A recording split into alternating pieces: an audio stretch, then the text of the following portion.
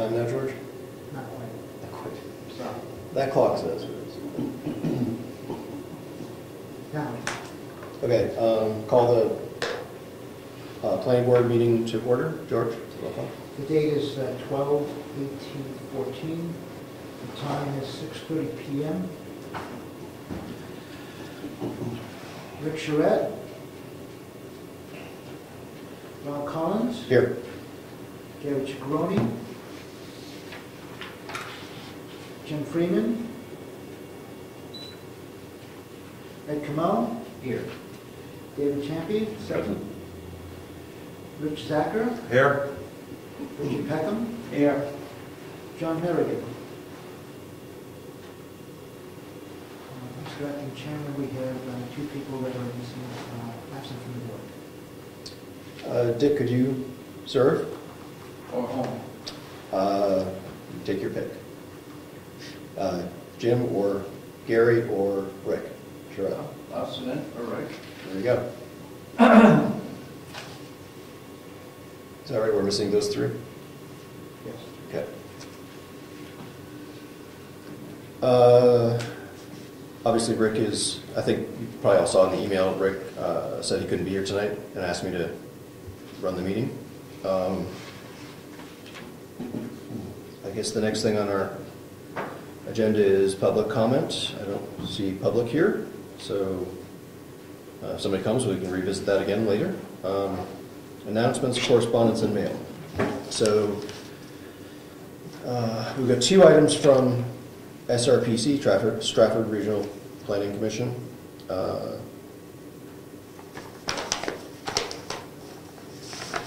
guess I'll read through a little bit of this. This is related to the regional master plan. This is dated December 12th. Dear Mr. Charette, on December 5th, Stratford Regional Planning Commission released their draft regional master plan called Local Solutions for the Stratford Region, with December 7th, 2014 marking the start of a 35-day public comment period. Between the release of the plan and today, you will have presumably received a hard copy of the Telling Our Story, the introduction, notice of the public comment period, and a disc preloaded with the 9 technical appendices. We request that the print documents and accessory disc be on display with the public notice for the period from December 7th, 2014 and ending January 11th, 2015. If you do not directly receive this document, we hope that we will ensure that it is on public display in your municipal building. And that's the other item that we got here. So, this document was created as an update to the 2005 Regional Master Plan. Per RSA 36:47, Stratford Regional Planning Commission is required to, quote, prepare a comprehensive master plan for the development of the region within its jurisdiction, including the Commission's recommendations, among other things, for the use of land within the region. This mandated master plan was created using a HUD Sustainable Communities Regional Planning Grant awarded to all 9 regional planning commissions in New Hampshire. The 3-year process allowed SRPC staff to engage and collaborate with regional residents, municipalities, business, and other stakeholders to gain an understanding of the current trends in the region and to identify what goals are important in moving forward. SRPC is excited to share the results of the master plan process in the form of local solutions for the Stratford region. Our goal in this phase of the project is to receive public comment and review from a variety of participants and stakeholders. In order for this to occur, we are requesting your assistance in sharing the plan components.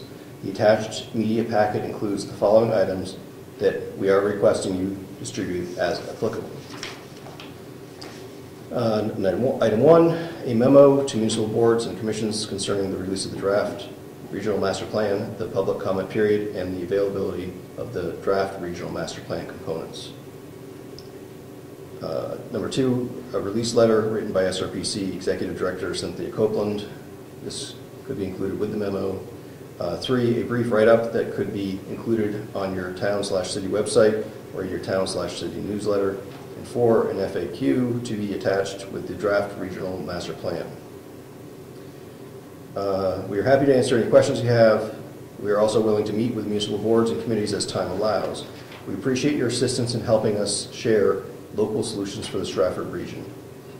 Contact Cynthia, Shayna Sylvia, Communications Outreach Specialist, with any questions at, and her email address and phone number are here. Sincerely, Cynthia Copeland. Anyway, so that's what's going on here. There's some of the documents that are referenced in that list of 4 things. So,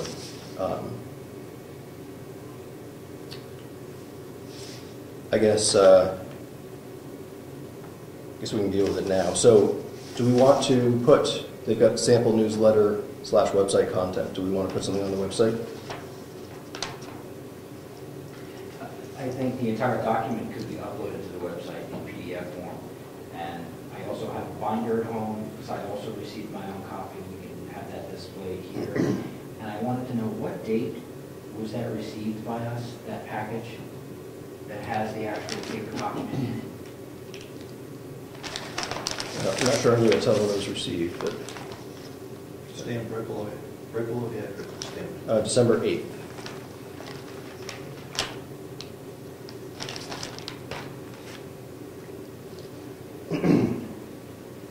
So,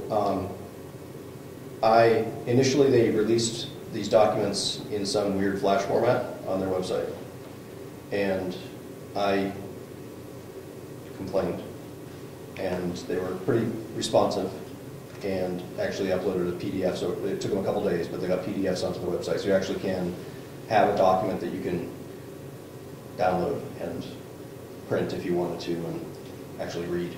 So there's something like 10 PDFs that and a total of, I believe, 1,560 pages.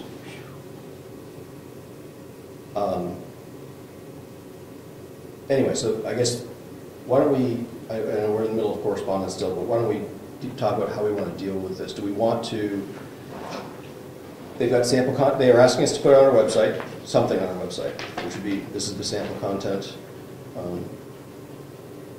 We put a link to their page. They've got all of this on one page on their site, so we could put a link if we wanted to.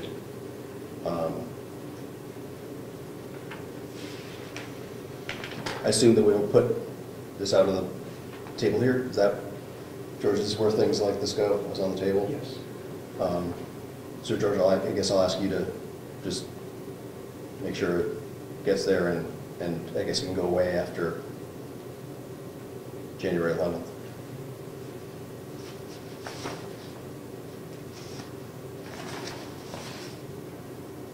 Does anyone have any thoughts, opinions?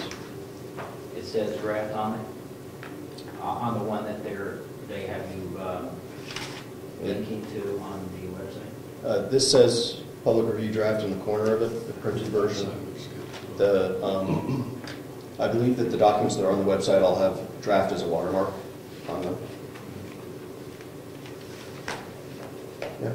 We need to put a little blurb next to the link that states that they're looking for public comment to make sure people know that they can read through it and actually, and there should be some type, does it show how we're supposed to contact or how the public should contact them with comments? Yes. That's what they're suggesting. The second paragraph gives an email address. Okay, and that blurb should be on that, so people know it's not just a document to be read, it's a document to be commented on. And that's where they should send the correspondence. So do we want to put something on the website? Either over or under the link that they're going to go to, I would think. Well, we're not obligated to put anything on our website regarding this. Do we want to make it easier for people in our town to participate? I think we should, but that's just one guy's opinion. And I don't have to do the work, so I don't know how hard it is to use our content management system and put something on the website. But It's very easy. okay. So I would agree that we should have a blurb so they can receive public comment. So the way I think what's being suggested is we have a pointer, maybe on our first page, saying that they're looking for feedback on the master plan, the regional master plan, and then we could jump to the planning board page where you could have this information. Seems reasonable. And from this information, And if we can, I don't know what the mechanism is, but there's the newsy things that, we can't trigger that. Then we can trigger, we'll have to look at it. There's only a few ways to trigger that. We wanted it to be broader.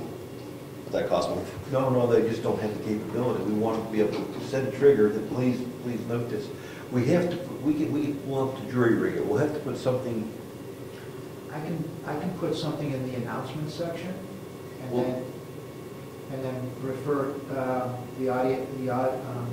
people who go on the web to go to the planning board section where I can have Rose upload this onto the planning board section.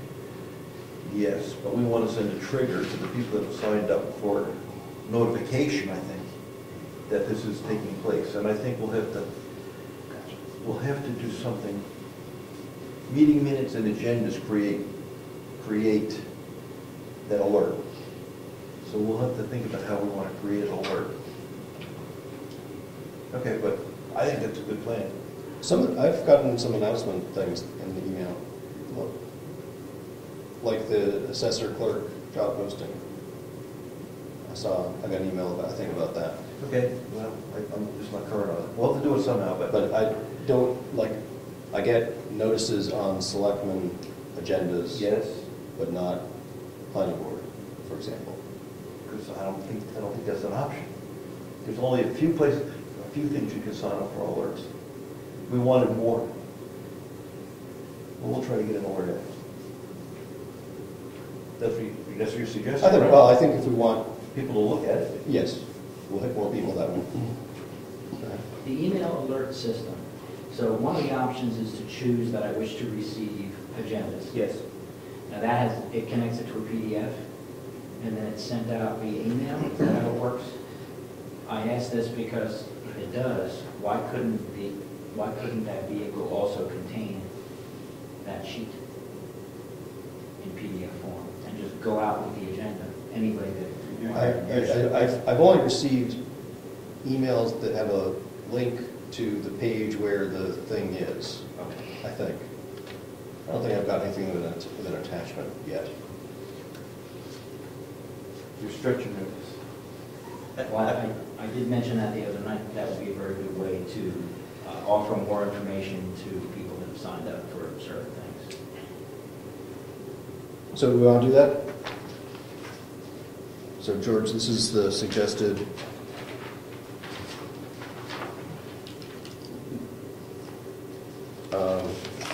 Okay. We don't have that as a PDF, do we? What I can do is I can scan this in and make it a PDF. Excellent.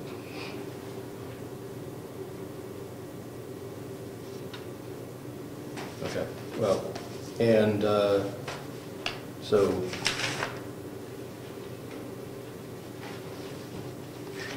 and I think these,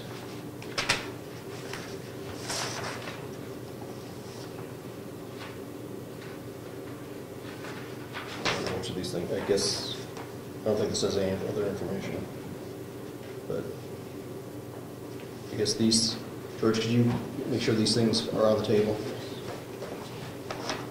Okay. I would urge everyone to take a look at the regional master plan that they put together. Like I said, it's over 1,500 pages in the various documents. I've only read a fraction of that so far.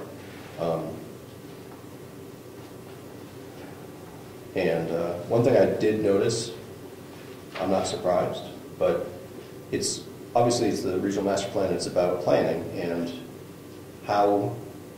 which is about how we should grow and deal with population growth and various other trends, and protect the environment and quality of life and everything else, right? So it's got trying to find ways to make life better, even though we're going to have more people, which is good.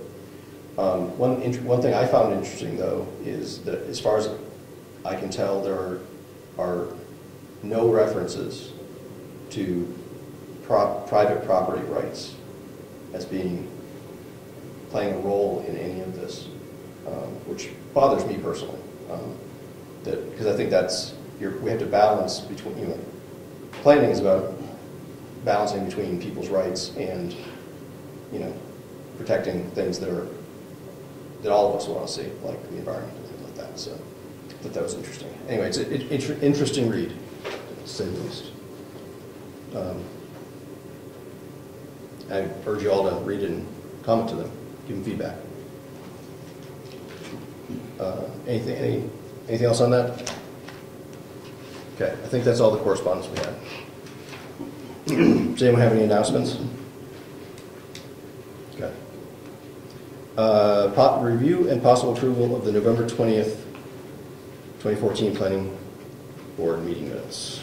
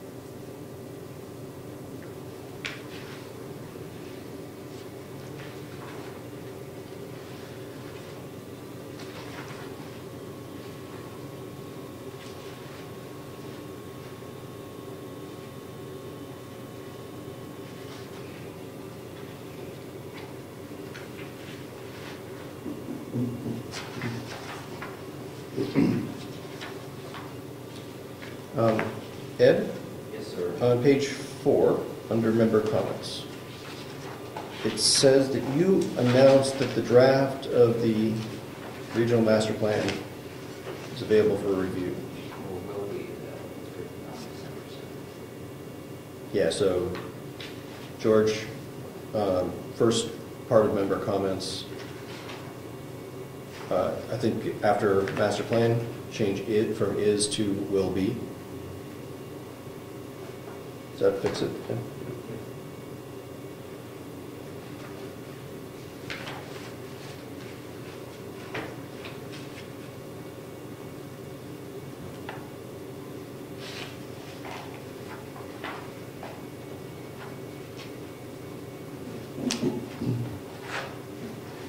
Any other corrections?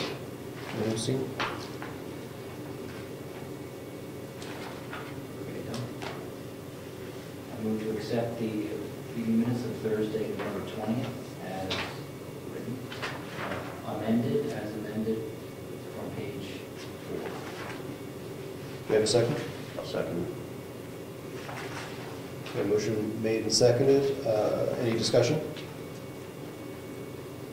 Yes, George. If I may, Mr. Chairman, it was brought to my attention by Mr. Peckham that there's quite a lot to this because of the minutes. He made a suggestion that it should have been included, and I have to agree. I included that in here by accident, especially since I don't even see where we discussed it. So that was my fault. I'm sorry, where we discussed I don't see where on the agenda itself, at least the agenda isn't included here, but what happened was I don't see where we discussed the zoning ordinance. And the whole zoning ordinance is in here. Yeah, I think that in cases like that, we probably don't need Right. that whole document. Yeah. So I just, And we probably wouldn't even need the CIP, even though it's short. Just, I mean, obviously it would be, you need to attach it to the real minutes, yeah. but for our review, you probably wouldn't need to attach it. I believe we did talk about the zoning ordinance. Okay. Yeah, under old business, B, zoning ordinance. Okay. All right, I just wanted to bring that up. Yeah, so I think we do need the zoning ordinance attached to the official minutes. Okay. Thank you. Okay, so we've got a motion that was made and seconded. Any further discussion? So this is the motion to accept the minutes. All in favor? Aye. Opposed? Abstentions? I wasn't present at the meeting, so I will Okay. abstain. The motion passes. I do have a question about the process on the meeting minutes. And I don't know the answer, but I'll raise the point of having multiple copies of official documents. CIP, zoning.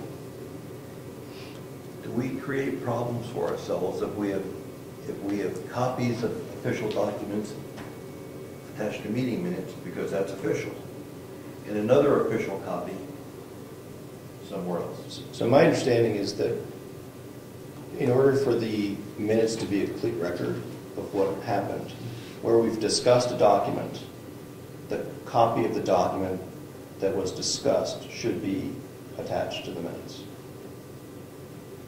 So it doesn't make it an official document unless we, at a meeting, we made the CIP official at the meeting, but what's attached here should be and I assume it is the document that George distributed on the table that we had in hand and discussed, because that provides context for the minutes, for what was said about that document. And then somebody has that in their hand and be able to say, oh, this is what they discussed this point, and here's in the document, I can go look at what the actual said and give the context for what they're talking about. And then we might change that, but it's not reflected in the minutes except that we made a motion to change something. Right?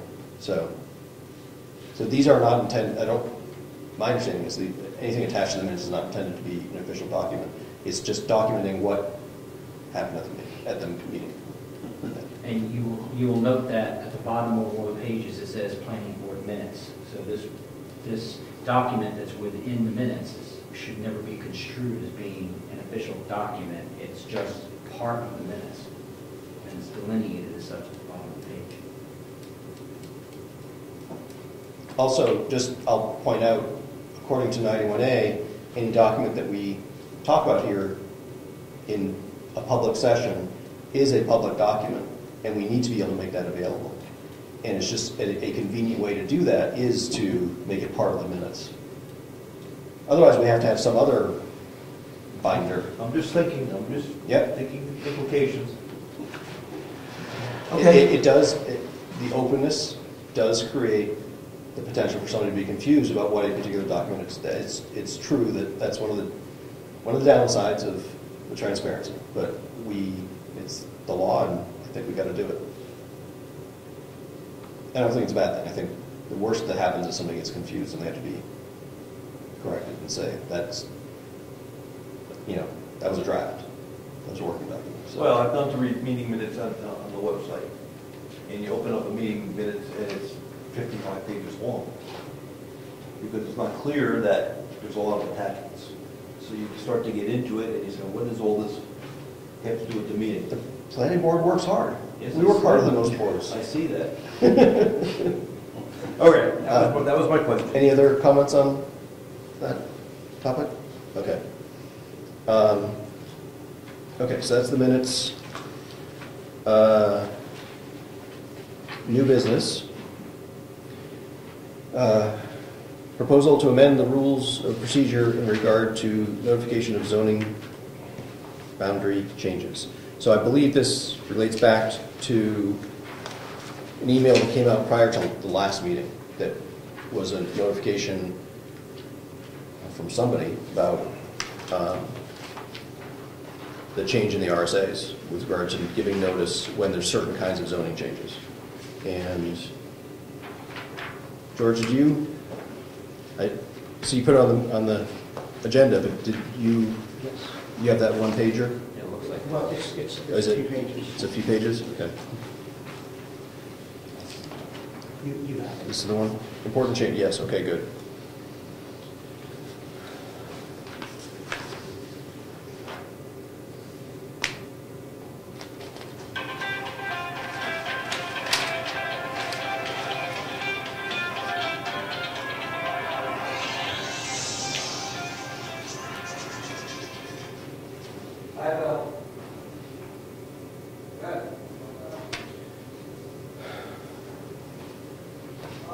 Have you guys had a chance to read this, or are you reading it for the first time now?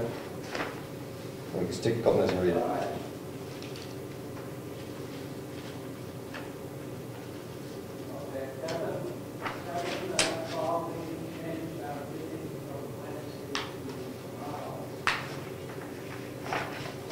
So, Mr. Chairman, this came in through Plan Link under an alert for a zoning amendment procedure alert. Is that how it came through the board? That's correct.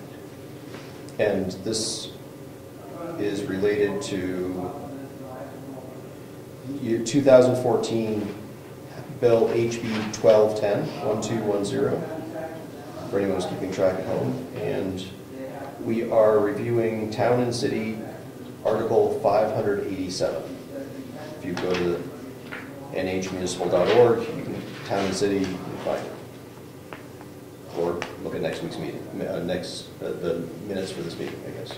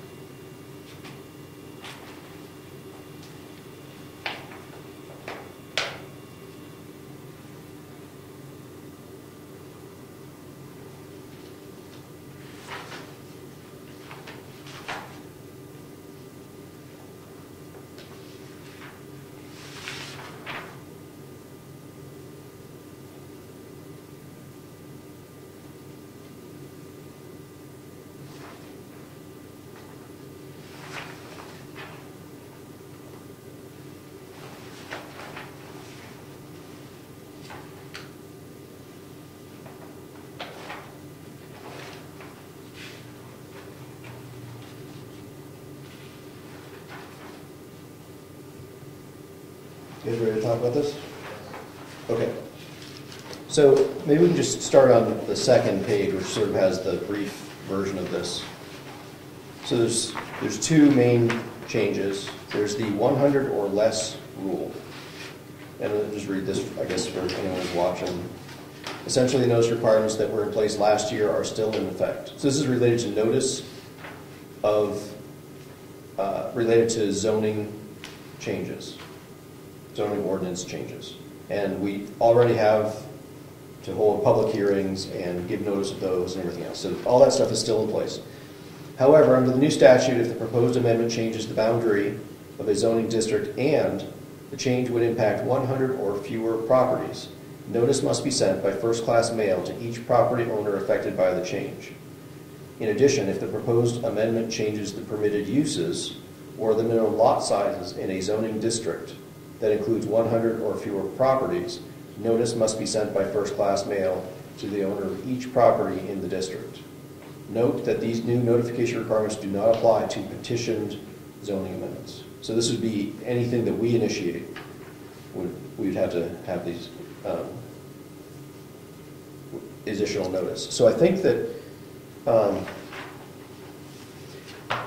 if we were to change the boundaries, which I don't see us doing, or if we created a new district, I think, that was small, we would hit this 100 rule.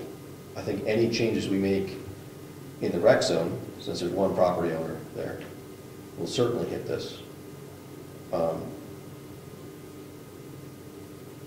So if we made it, I don't think we're proposing anything this year, but if we were to propose any changes in uses for permitted uses for the rec zone, we would have to send notice to the property owner there. Otherwise, if he didn't like it, that would give him one more thing to go to court over. We should do that if he didn't like what we're doing. Okay, the second one is the property owner rule. Also, HB 1210 included a new requirement that any person owning property in the community can request notice to all public hearings on proposed zoning amendments. The statute further states that this notice shall be provided at no cost and can be done either electronically or by first-class mail. Finally, notices that are sent via first-class mail or electronically shall, quote, include a statement describing, to the greatest extent practical and in easily understood language, the proposed changes to the zoning ordinance, the areas affected, and any other information calculated to improve public understanding of the proposal, end quote.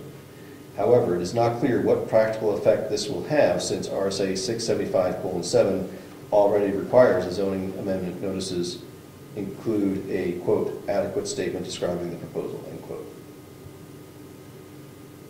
So we have to, both of these will affect us at some point.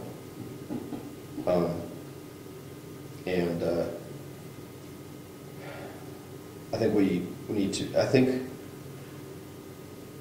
we should update our rules of procedure with some additional procedure around this. Certainly the property owner's rule. We have to have some procedure for keeping track of who's requested this. We have to have some procedure for them to request it and to make sure that we can comply with that. So,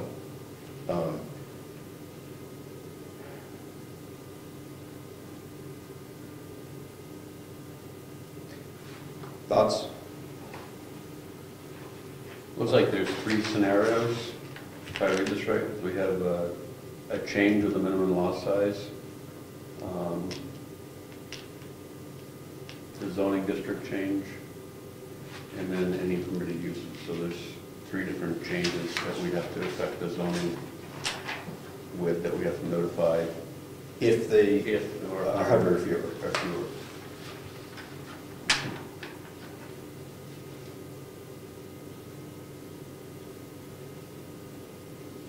Just off the cuff, what are we not doing now that this is asking us to do? It sounds like we're pretty much doing that right now, but it's just adding the fact that we have to have a procedure to notify, or to say we've notified. I think this is for the 100 or less rule. So these are the zoning changes. We have, if it affects 100 or fewer properties, we have to send notice to those property owners. Right now, we never have to do that. Right? With some of the applications, there are abutter notices, but basically those are, we're responsible for making sure that the applicant does all the work for those.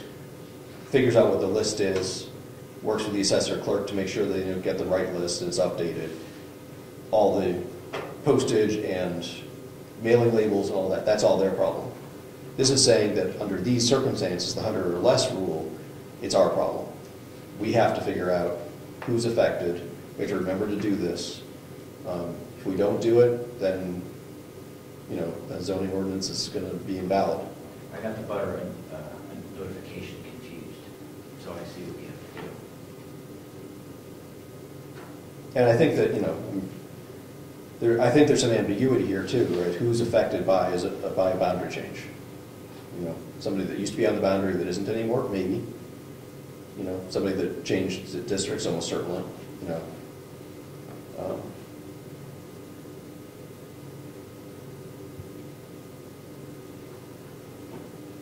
And then there's the property owner rule. Any property owner could request, get themselves on the list, and then we'd have to make sure that we send them a notification.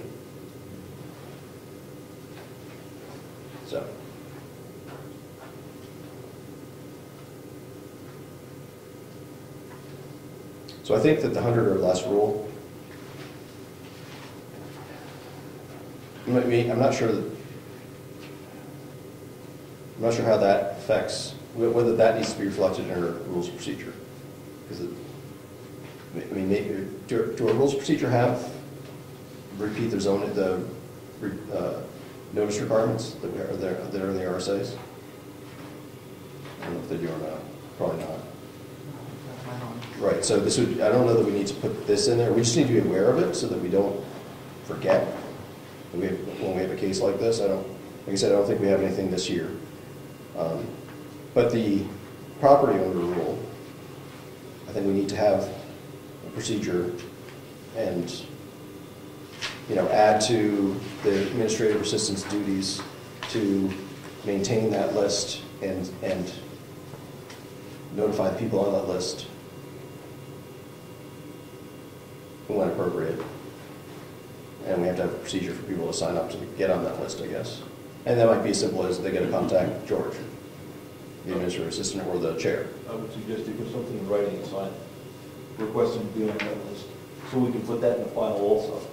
So we need a form, so another appendix. Another appendix with a form. With the signature saying they want it. And how to contact, right, address or email address. No verbals.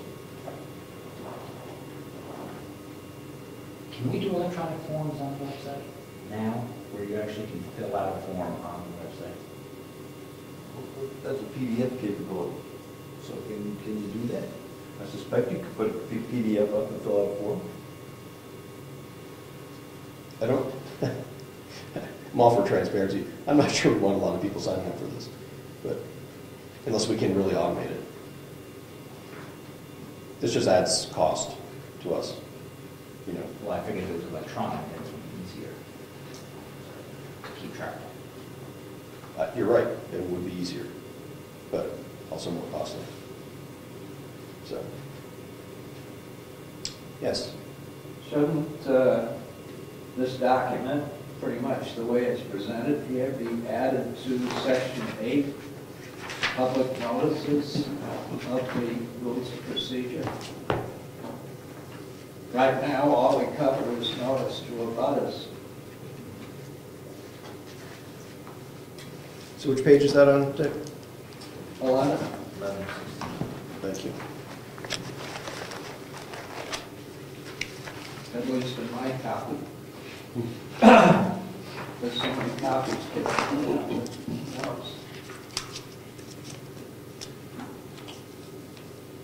it's Section 8, isn't it? I'm sorry, it's Section 13.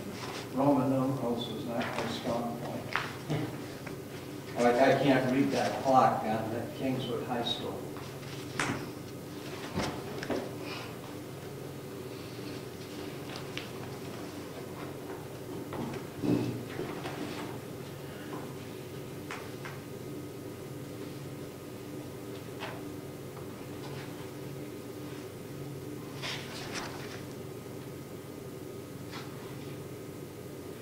I mean, I think it would be different, so it should be headed as another section here, 13.4 or something like that. And you're thinking for both kinds of notification, or just for the property? No, I'd say for both. Just added information. If we don't put it in here, if we rely on memory, the next planning board, whenever that will be, won't know where to find it, I think it's a good idea. or won't be apprised of it. So I'm not sure we just want to stick this language straight in there, but I think that we want to cover all these points.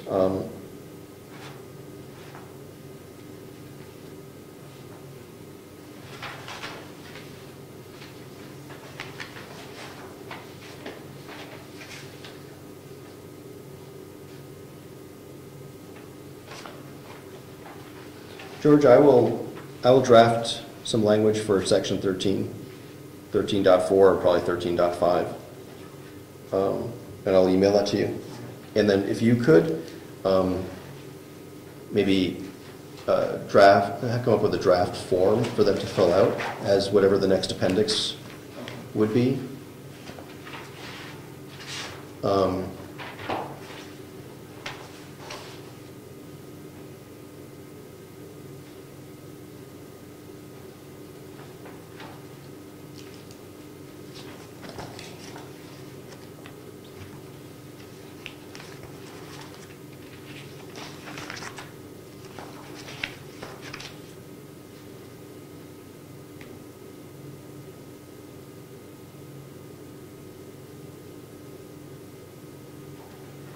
And then, George, also, I think in section 6.2, which is hearing preparation under duties of the administrative assistant, if you could draft an additional bullet there that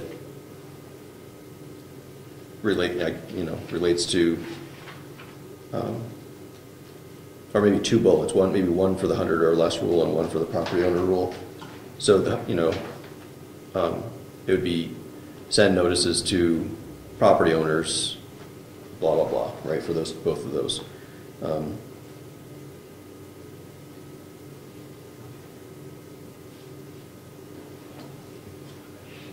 Any other suggestions?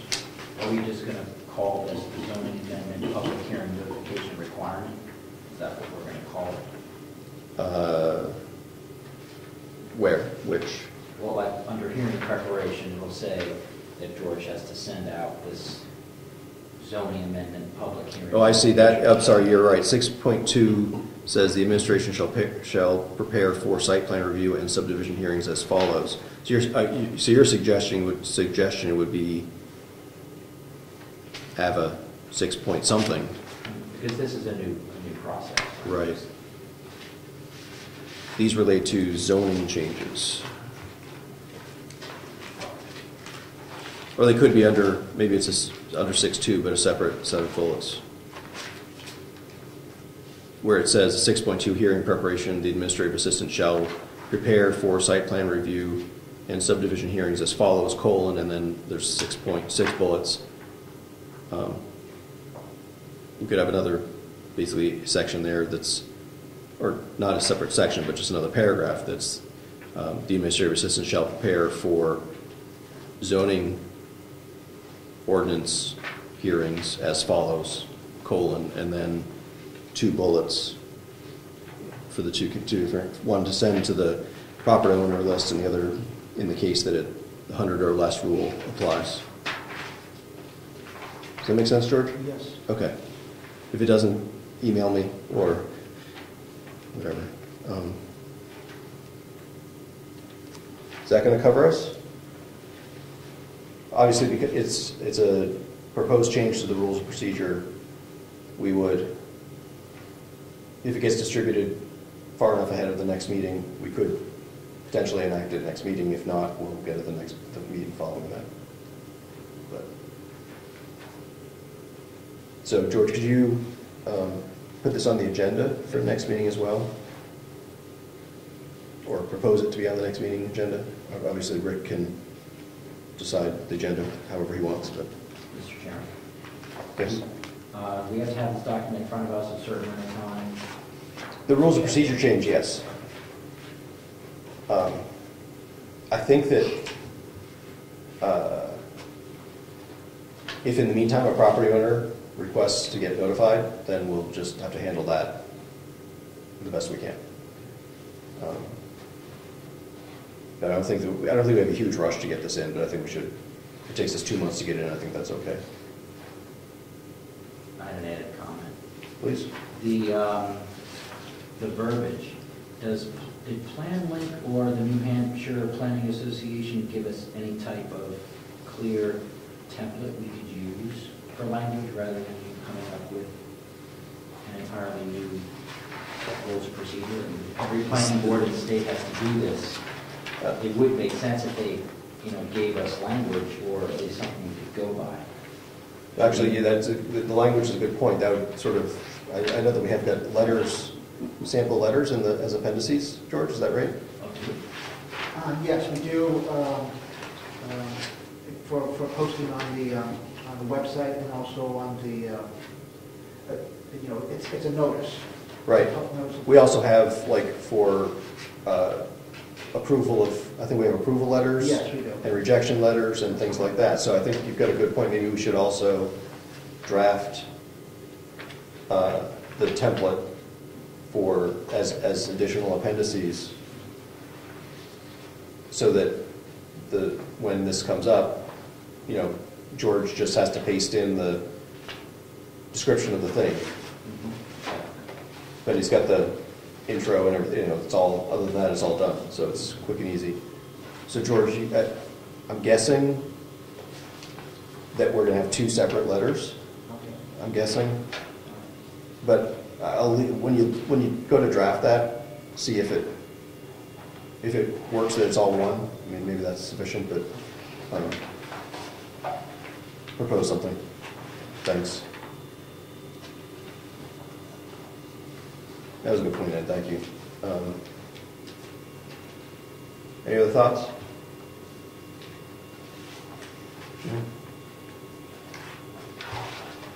Mr. Chairman. Yep. Do we normally, is the normal process for the planning boards of this state to receive alerts of new law via the New Hampshire Planners Association? And is that the way we receive changes? You don't get new books. I was fortunate to receive this through PlanLink, but it's not their habit, no. And I have no other means by which I can receive those kinds of changes. I don't have a mechanism by which I automatically receive anything like that. So if the legislature changes the law, how do towns get notified? How would we know if there are changes, just if we Happen to look in there and You notice. gotta watch it. You gotta watch what the legislatures do. So when they print out a new book, you have to, I think there's a section that shows all the changes. Still a section you have to start reading. You don't watch all the bills that are land use related, making their way through. I don't recall that. Say no?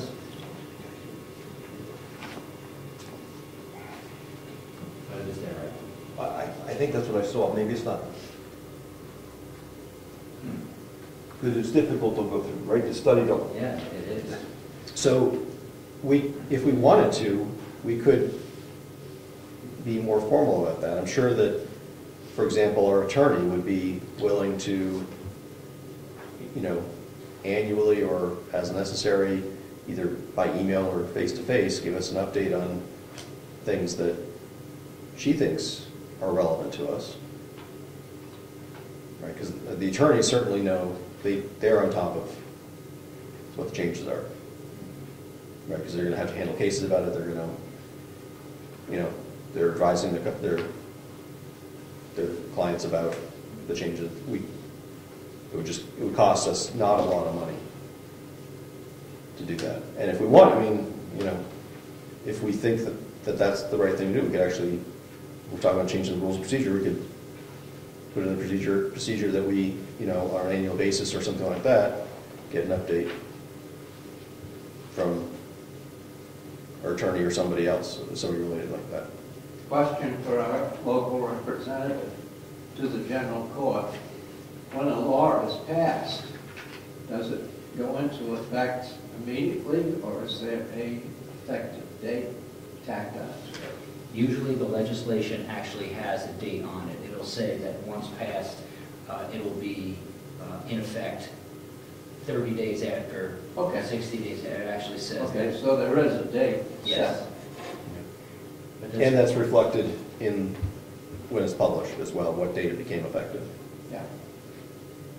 The reason why I bring that up is I've noticed that changes could occur year after year. We may not catch up on it, and then some planning board in the future is stuck with a huge mess because the entire document is completely changed. So if we were able to annually, like you said, keep up on the changes a little bit at a time, it would be easier and cheaper for everyone. It would be easy for the lawyer to be able to give us a short blurb of what's changed this year. And then we could review as a board how we're going to change our documents and then vote on it and keep them all up to date. It's just a suggestion. Well, I think that's the mission of the municipal association through their magazine, Town and City. They bring you up to date. We received some document, and I'm trying to place it, where at the end of Right. the year, they give you a summary Right. of important And I think it changes. comes from Town and City. Is that where we see it? I believe so. But again, it's been distilled down, it's their take on. Yeah, you what's- still have to go back and What's get the important. law. Because I know the election laws, that's what I used to do, was get an update from municipal association. I think that should happen at the legislative level. I don't think law should go through an organization that's not a political subdivision and then to the planning board. I think that's certain things. I think it should go from the legislature. Something should be formulated in the law where that change must be sent to the political subdivision that affects. So Well, that all of this is published, right? I mean, the general court publishes everything, Every day. everything that gets done, and it's every day that they're publishing it. The problem is that you guys are changing so many laws in so many different ways, it's hard to keep up with, and most of it, like for, you know, we're the planning board, most of it doesn't affect the planning board. And even if it was land use related, probably may not affect us at all, because we may not have, you know, cluster development or I don't know, whatever, right? I mean, maybe it may affect something that just doesn't happen here because we're such a small town. Well, I'm going to contact legislative services and I'm going to ask them that question because I think it's important that the information goes from the legislature to the individual political subdivisions. I think the alert should be more efficient, and I don't think they are. You want to make sure that's distilled down, because we could get volumes of material that we wouldn't read, so it's got to be factual and short, right? I mean, if we get one of these, we're not going to read it. If I could, If this, most organizations in the state, like the tax collectors organization, like the association, like the town clerks association, they have lobbyists who are constantly there at the State House. And when there's a change, a law is passed that affects their organization or association, they immediately send that change out to the members of their association. I don't know who's lobbying for us. SRPC, Well, the regional planning commissions are lobbying. they should be. I don't know that they're lobbying for us, but they're lobbying. Right, but if they are lobbyists, or if that's part of their mission, then they should be informing us of the changes. And as we know, the SRPC is a political subdivision. You stated lobbyists. I don't think our changes should be, and I believe the New Hampshire Municipal Authority has lobbyists. So that's why I'm saying the role or the line of where the information is sent should go through something else. But it's just a thought, just to bring it up, to keep our folks, to keep it focused on the meeting, to keep our folks up to date. So once we get this alert, and it was very important to get this alert, and I'm like, is that the avenue we're using to get these changes? Sorry. I think it's a very valid point. I think they're not called lobbyists, they're called legislative coordinators, to be politically correct. No, I really, I've seen that listed as, I say lobbyists loosely.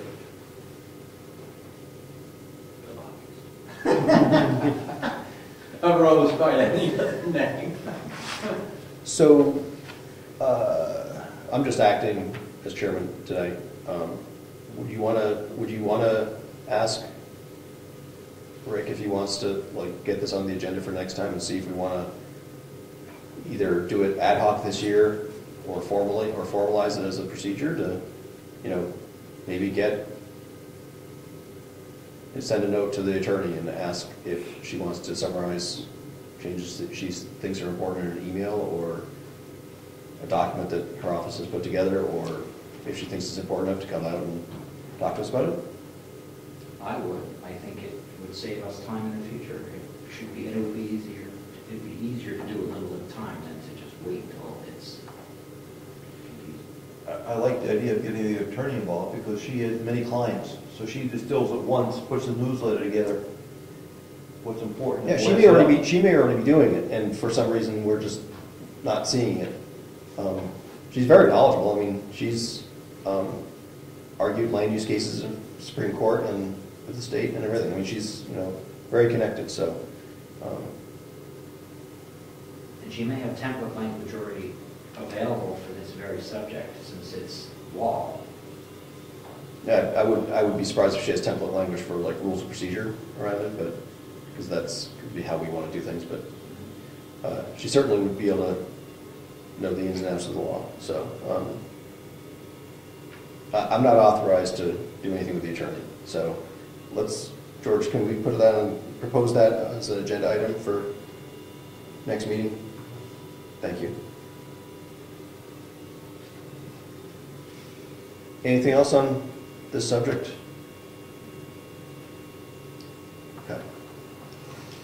Okay, moving on.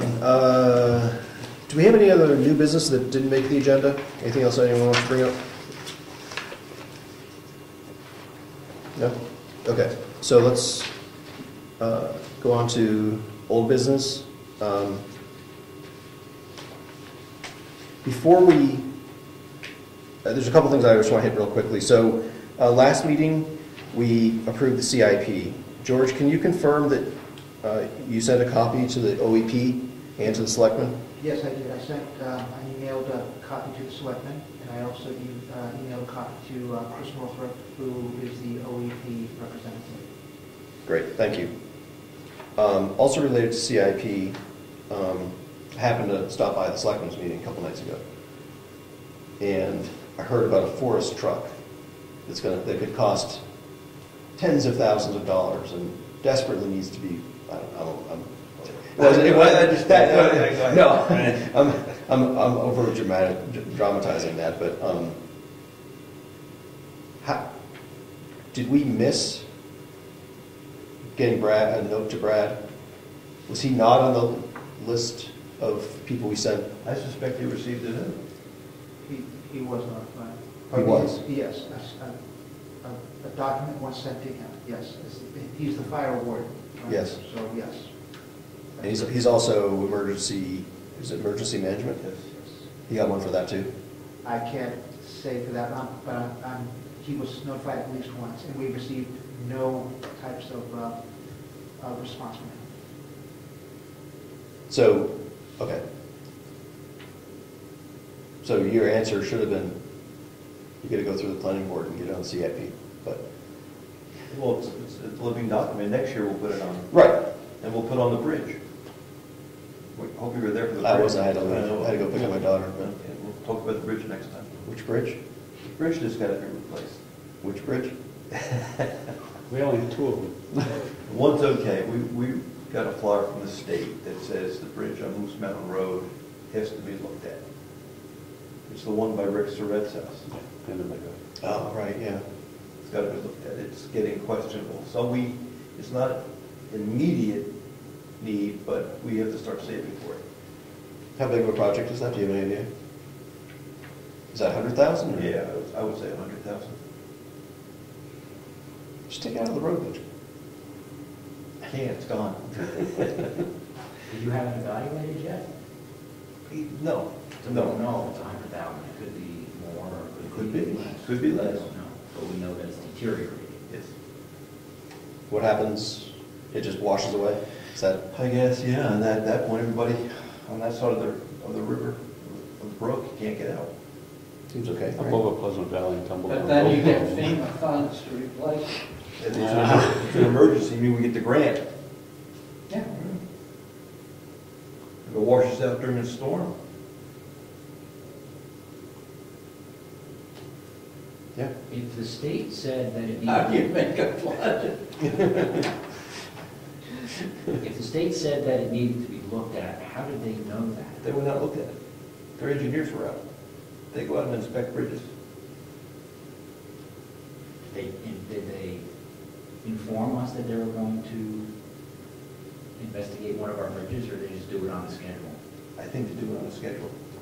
And then they give us a report? Yes, which we received, and that's when we saw that it was, And there was no amount of money, but that report's available to the public? oh, absolutely, Oh, absolutely. Trick question.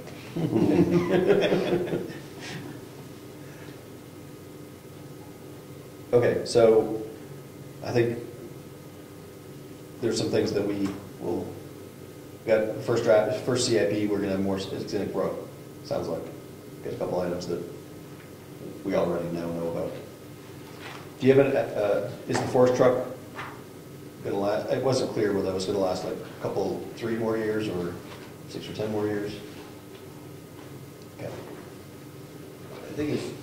I think it's over 10 years old. And my point was at the meeting, do we keep putting money into something that's that old, or do we start planning for a replacement? Can I ask a dumb question? Most certainly can. Do we have to replace it? It sounded like the truck had not been used in years.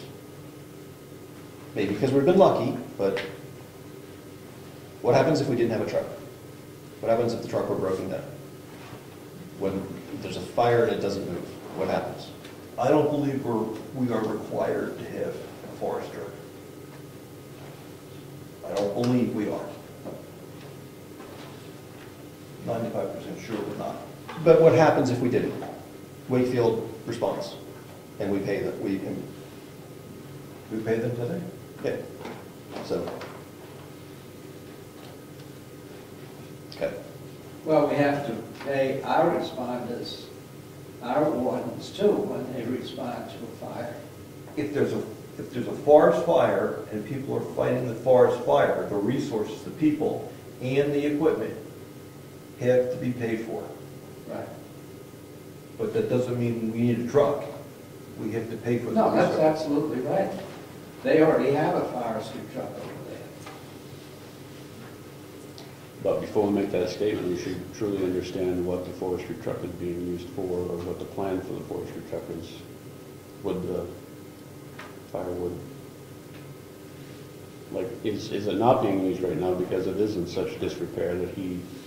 no, we just haven't had fires, which is good. Beneficial.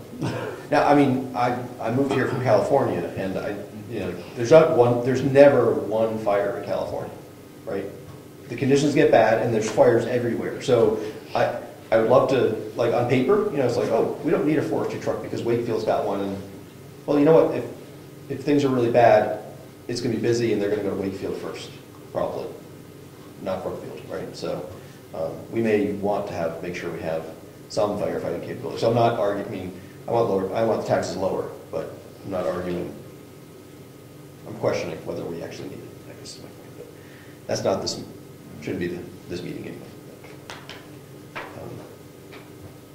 Oh, also related to CIP, I mentioned earlier that I was looking at the town report from 1890. They painted the townhouse that year. $40 to paint the townhouse. So. Lead-based paint? They didn't specify. Milk-based. They didn't specify. So. Whitewash. Yeah. Okay, so old business, proposed zoning ordinance amendments and scheduling public hearings. So, as an action item from last meeting, I believe George had sent an email to the attorney asking, basically, should this be one? Should this be many, several zoning amendments?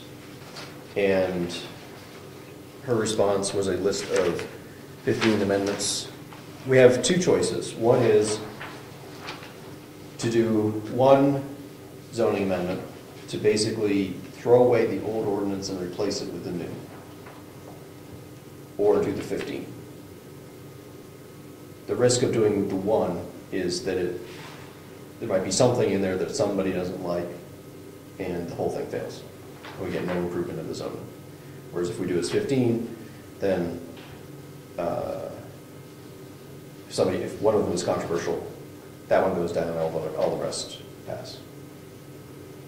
So, any thoughts on that particular issue? Do we want? I think you have to sort of take her advice, and it's not a precedent. If you look at other towns like Wakefield and Wolfboro, their warrant articles are humongously long. I mean, the number of them, and that's what they're addressing is each individual change. So I don't think it's, and people aren't going to read it anyway. I think when the votes come in, you'll find that very few people that voted are yes or no on these changes.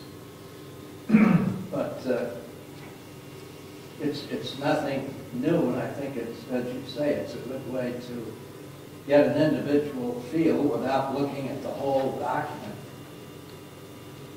Yeah, also this is basically saying we're making 15 changes to the zoning. Not, here's a new document, pass it to find out what's in it, or whatever, So, I guess one of the questions I have is, as I go through this, some of these changes we did were per RSA, that, the state law, and if people vote no, they don't support it, it's a state law. So, and I'm guessing one of them I'm going to use for an example is, are you in favor of Amendment 6? Talking about as defined by state law, and it goes on to talk about the minimum for the change to the permitted density of the workforce housing from 1 unit per half acre to 1 unit per lot. That's an RSA. So I guess I'm kind of confused why we have that as a warrant article when we're just making the zoning as part of the state law. well, the multifamily, I think there's two changes there. One is the definition of multifamily dwelling, which we would be changing to not be in conflict with the state law. And the other change is to change the permitted density. So for workforce housing. Right now we have, I don't remember exactly what the wording is, but we have a limit. What is it? The multifamily has to be one building on 5 or 6 acres, whatever it is, and so this verbiage is of 1 unit per half acre, rather than 1 unit per lot. I think is not prescribed by the state specifically. I mean, other towns might have 1/4 acre instead of whatever, but I think this is just to protect us, given that we can't have the strong limits that we had in the size of things. So, if the voters don't go for something where we conflict with state law, the courts will make it right. Right. So, my question on number 6 is, how does this fit in with our earlier discussion on notification? Are we changing? It's more than 100 properties. I mean, these are throughout the, I think all of these are throughout the RA1 zone or the overlay. In either case, it's more than 100, I believe. Yeah, It's more than 100 properties. Yeah, it would be. Okay, yep. But that's where we come into play. Yes, yes. I think this is well done. I would say we can read them over, but I think she did an excellent job of making it very understandable. I would support 15 separate warrant articles as opposed to one. Okay. Any other thoughts on that particular question? Yeah, I think they should be separate too, but I Okay. still think, and I think she's written them perfectly so they're a good warrant article, but I also believe that, I mean, we don't have to do this, but it would be good if there was an explanation. Like you just gave an explanation to Amendment 6, but that's not here. If somebody's, like, they're not going to understand what it means. So normally, so we have to have public hearings, and normally at a coffee, we'll also go over that as well, and we'll make sure that there's people available at the coffee that can answer the questions, I think. Right, is that? This is what's going to appear on the ballot. Yes, this would be the ballot. So putting explanations in is very difficult. Yeah. No, I forgot about the public hearings. Yeah. And that's when it can be better defined, on film and in public of what the definitions are. Just like Amendment 6, like you said, it sounds like you're asking them to, okay a law that's already passed. Right. When it's really defining what our ordinance should be saying. And I think now that I know there's town coffee and it's going to be some more explanation. Also, if somebody cares, we wouldn't have to do this, but we've done this, which is to basically have the markup of the zoning ordinance so somebody can see exactly what language, if that one passes, what's going to be put in. Right? We don't have it broken out into the 15 different groups of changes, but I think we can point them to the right section so they can see what the current version says and what the proposed version would say. Has everyone read through these? I haven't had a chance to read through all of them. But, I think we just got it tonight. yes, I'm just wondering while you're sitting there whether you read them or not.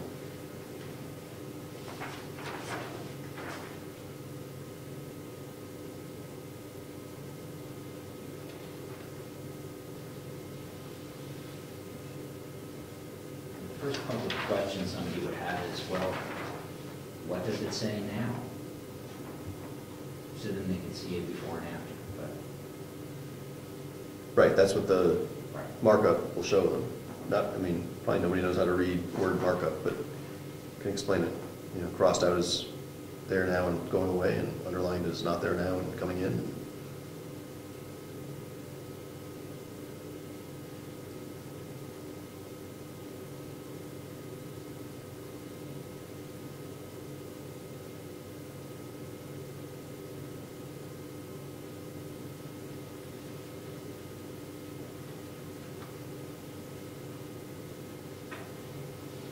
If you're going to have a hearing on these 15 articles, you might assign a member of the planning board, one or two each, and have them do the comparison at the hearing.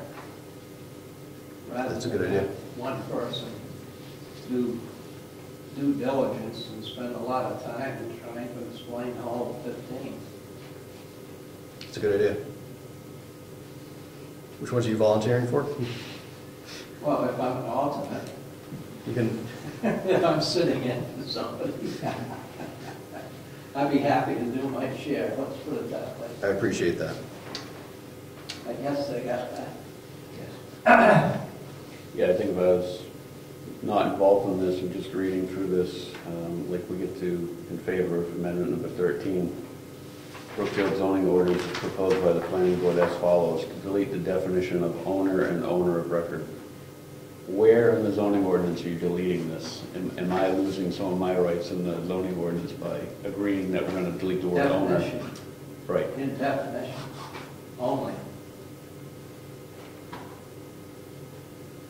Yeah, at the public hearing, we have to sit by with our book and Right. show people, okay, number 13, go to page, whatever the page is, and then you go and read, this is what it says, and this is how it's going to be changed. There's no other way of doing it. Right. Bearing in mind that the audience will not have a copy of the original zoning document to refer to themselves.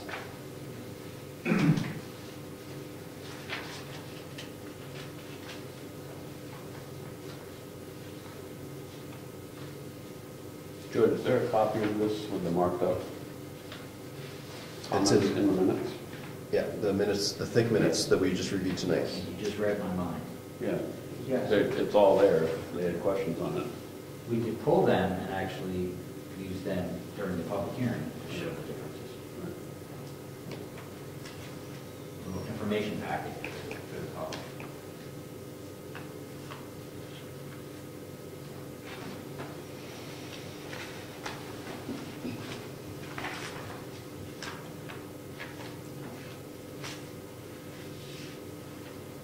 Yeah, I think she did a good job writing this up.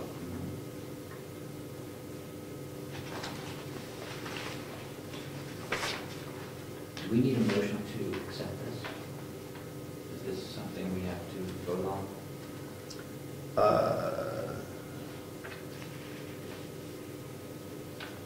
Mr. Chairman. Yeah, go ahead, George. I believe that the reason that this was proposed as a form of trying to figure out how we were going to word this in the newspapers. That was one of the things. But as far as these being warrant articles,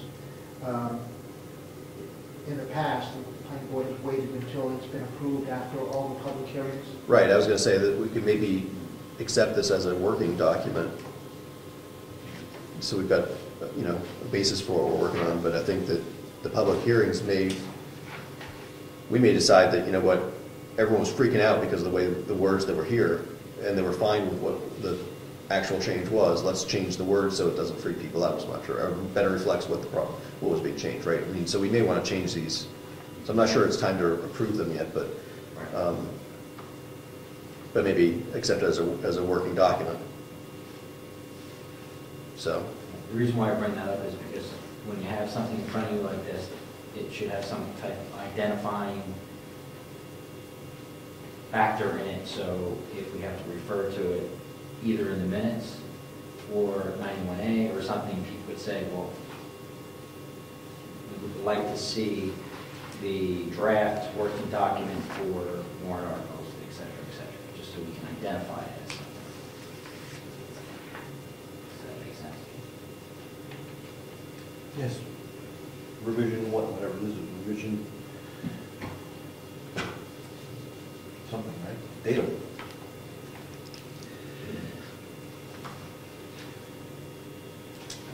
I move that we accept the zoning amendment warrant articles that we received from the attorney as a working document. And that we call it the zoning amendment warrant articles. Just have a name for it. Revision. I'm sure George will put a date on it. I'll second We have a motion, we have a second. Any discussion?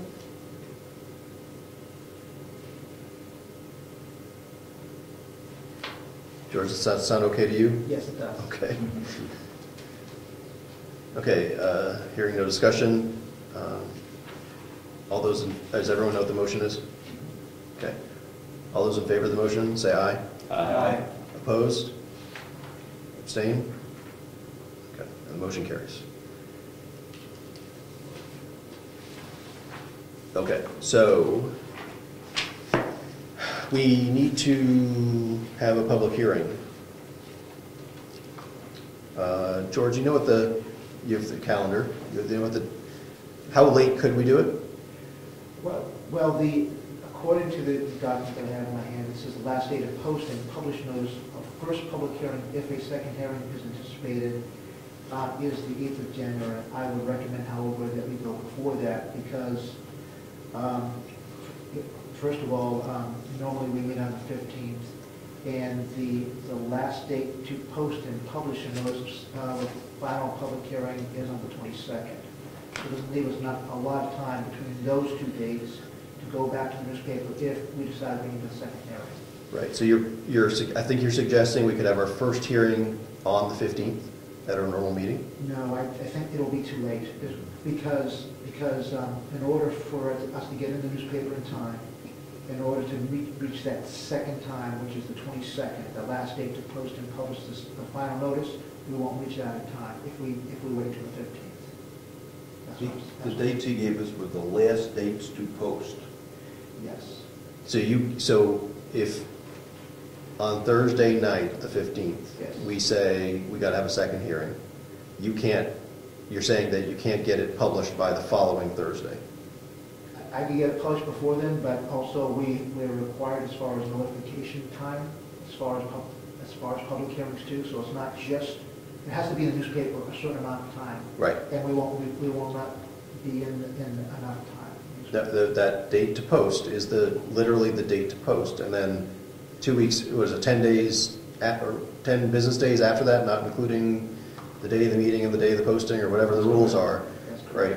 They work back from the date that the meeting would be to say this is the last time you can post it. Yes. Right. So we would have to schedule the meeting after it was to a time that we would have had valid posting for it, That's correct.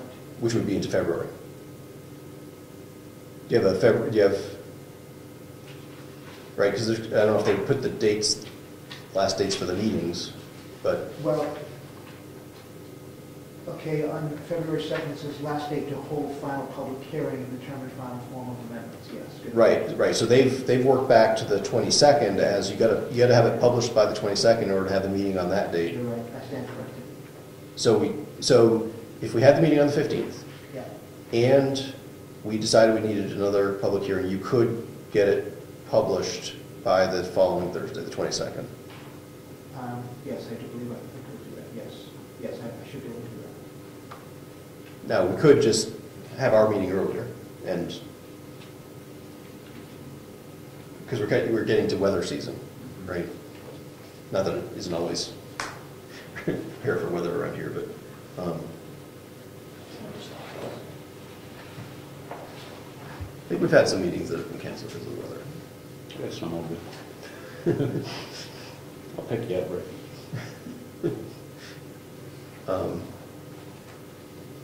Thoughts? Do we want to keep our meeting when it's normally scheduled? Do we want to have it earlier in case we have to delay it because of weather or whatever else? I think we should go earlier. Get it out of the way.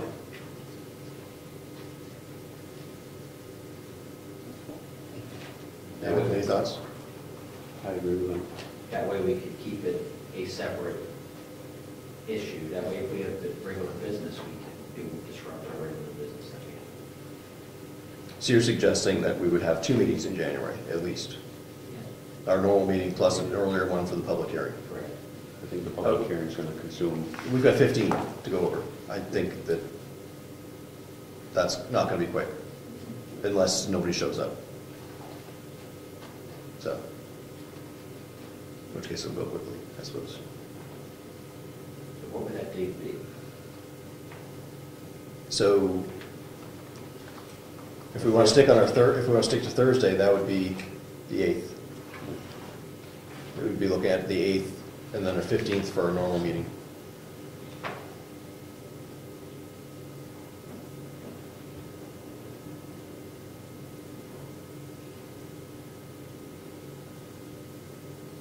So George, with the holidays, you can get, if we wanted to have a public hearing on the 8th, you can get that in the papers? Yes, yeah, there should be no issue with that.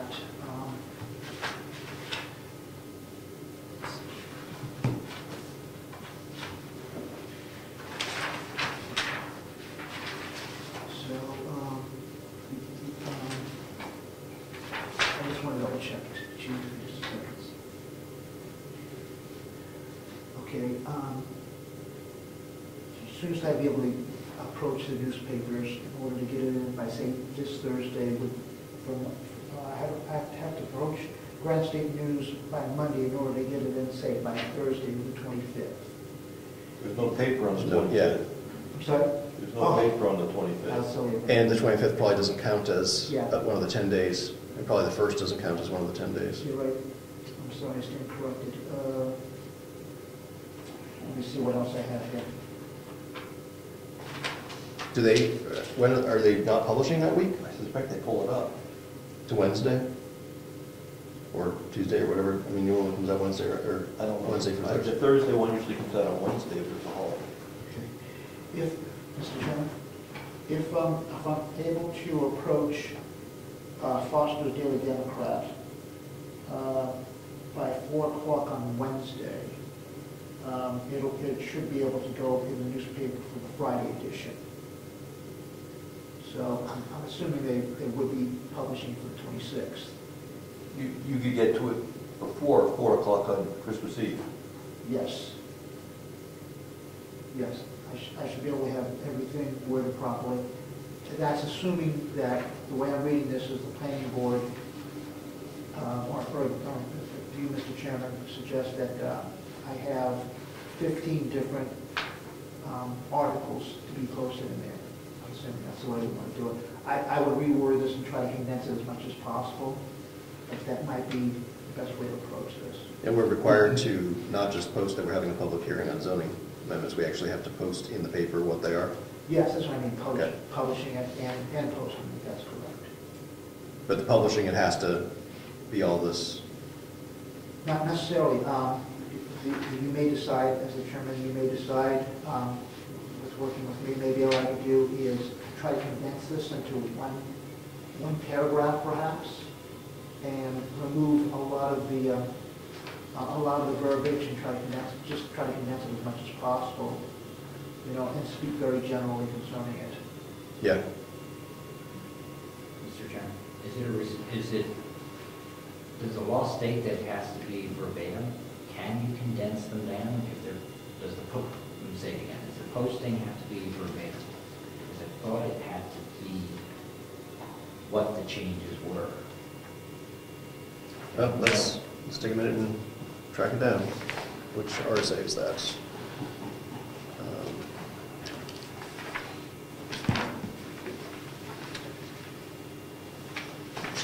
So this refers to somewhere here. 675, 7? Yep, 275 in the area.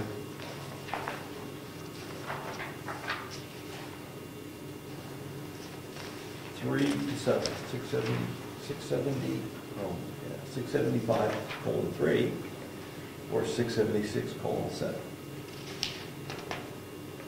So 3 is enacting an zoning ordinance.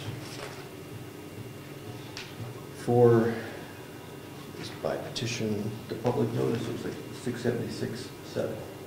Just To satisfy statutory public notice requirements. the third adoption. 675:7, Roman numeral 1. Notice shall be given for the time and place of each public hearing held under RSA 672:2 through 4 and RSA 675:6 at least 10 calendar days before the hearing. The notice required under the section shall not include the day notice is posted or the day of the public hearing. Notice of each public hearing shall be published in a paper of general circulation in the municipality and shall be posted in at least 2 public places. Roman numeral 2. The full text of the proposed master plan, zoning ordinance, building code, subdivision regulation, site plan review regulation, and historic district regulation ordinance or amendment need not be included in the notice if an adequate statement describing the proposal and designating the place where the proposal is on file for public inspection is stated in the notice. Excellent. I just wanted to make sure it said that, so we can... So let me just read I think the important part here is an adequate statement describing the proposal and designating the place where the proposal is on file for public inspection. So I think in the past, we've just said several changes to the Brookfield zoning ordinance, which may be viewed as a town office Would you have record of what we've done in the past? Yes. Maybe you can refer back to that. If we can get away with something as general as that, that would be nice. Since I've been on the board, we have not done that. So I can tell you now, we were general, but we were specific as far as the type of change that was on. We didn't say there will be multiple changes in the zoning ordinance. We've never gone that general in the past. You know, but I can say from experience that one does not want to be too specific because we painted ourselves in the corner in the past, and as a result, we had to ask the attorney, is it okay, even though this was said? So you want it as general as possible, but specific enough to say, what is the general change that's taking place? So there'll be 15 general statements? Well, some of these might be able to be combined. But Okay, that's what I meant. I'm I just wondering. would hope to be one paragraph referring to the document, whether it's on the web and or posting. You're talking expensive when you try to post all 15 of these in the paper. I just mentioned it just to make sure that we. That sounds like it sounds like we can distill it down. As long as an adequate statement describing the proposal and designating the place where the proposal is on file for public inspection. the proposal would be 15 changes or numerous changes. We don't want to be specific with 15. I refer back to the meeting notes somewhere on our. Well, I think we'll have these and the markup copy. I guess you'll have to make them available here on the table. I always do. Right, so, I mean, like some of the changes, if I can suggest, it might be something to the effect of multiple definition changes. And that would include, for instance, home occupation, home business, the changing of the definition or removing of the definition of the owner. So just having that phrase for all the changes. You know, or we could add a little bit more wording on, say, multiple changes in the definition section, and then go on to the next one. And if you like, Mr. Chairman, what I can do is word it that way, and then send it to you first to get your approval, and then go from there. sure, sounds, and obviously include Rick, Yes. since he's the actual chairman.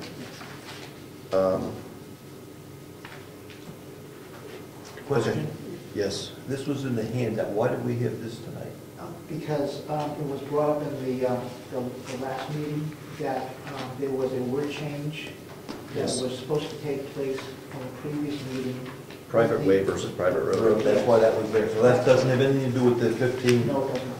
Okay. It's to show that that wording change was done by the attorney. Okay. And the reason that was important is because we're now going to look at that document itself with the proper wording when we bring it into public hearing. Okay. Thank you. Okay, so this is now a working document. You're going to write up and post public hearing for the 8th. Is that right? 8th is the right day? Yes. Did you want to have we didn't have a vote on that, right? As far as for the public hearing? Did you want to do that, Mr. Chairman? I don't know, do we normally do that? We normally do. Okay, We don't anyone want to make a motion? I'll make a motion that we have a public hearing on January 8th, 6:30, to discuss the proposed changes to the zoning. A second. Okay, we've got a motion and a second. Any discussion?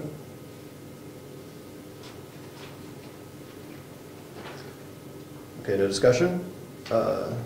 Call the motion. All those in favor, say aye. Aye. Opposed? Abstained?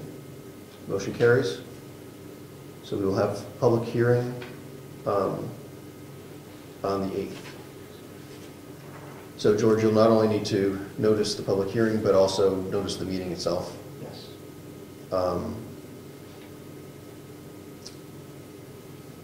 And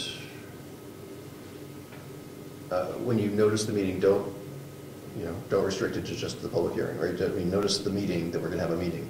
Okay. Probably the only thing, My guess would be the only thing we're going to do is the public hearing, but I don't think we want to box ourselves into a corner, right? We just need to make sure that people know we're having a public meeting, and that they also need to know there's a public hearing there at that time. Should we have that meeting next door? We can fit a lot of people in here. I don't think anyone's gonna show In the up. past, we've done it. We have 2 meetings that night, so if we claim this, that's okay, then they're going over there. Who's the other meeting? Trustees of the trust fund, so they can meet in the back. How many of them are there? Half a dozen at most. 4, 3. They'll meet in the back. Okay, so they'll be comfortable over there? Oh, yeah. I'll talk to them. In the back of the schoolhouse. Yeah, the schoolhouse. Out in the shed, out in the shed back there. In the bed. Next to the sand. We need a good table over there. Yes, we do. We can, it's okay. Okay, and then, so then the plan would also be to Have it. it would be here, public hearing here, meeting here. And I think it sounds like we're assuming that we're going to still have our meeting on the 15th. I would think so. Which Rick can also always cancel if he doesn't, if we get everything done, and we don't have anything to do, so. Okay, To be prepared for the meeting on the 8th, if we're going to take turns speaking to these articles. right, who wants to vote, who has a favorite couple of warrant articles that they want to be the owner of for the public hearing? To explain, I think what we're looking for is somebody for each of these to explain what it's all about. So what it currently says, what it's proposed to be said, and why we're making the change. And anything else you think is relevant to that particular one. So,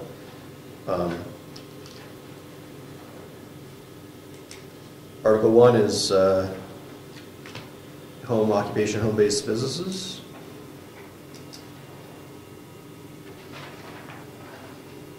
So I think this is just a wording change, right? I mean, I don't think this is actually changing anything, but, anyone like that one? Okay, I'll take it. Article 2, typos.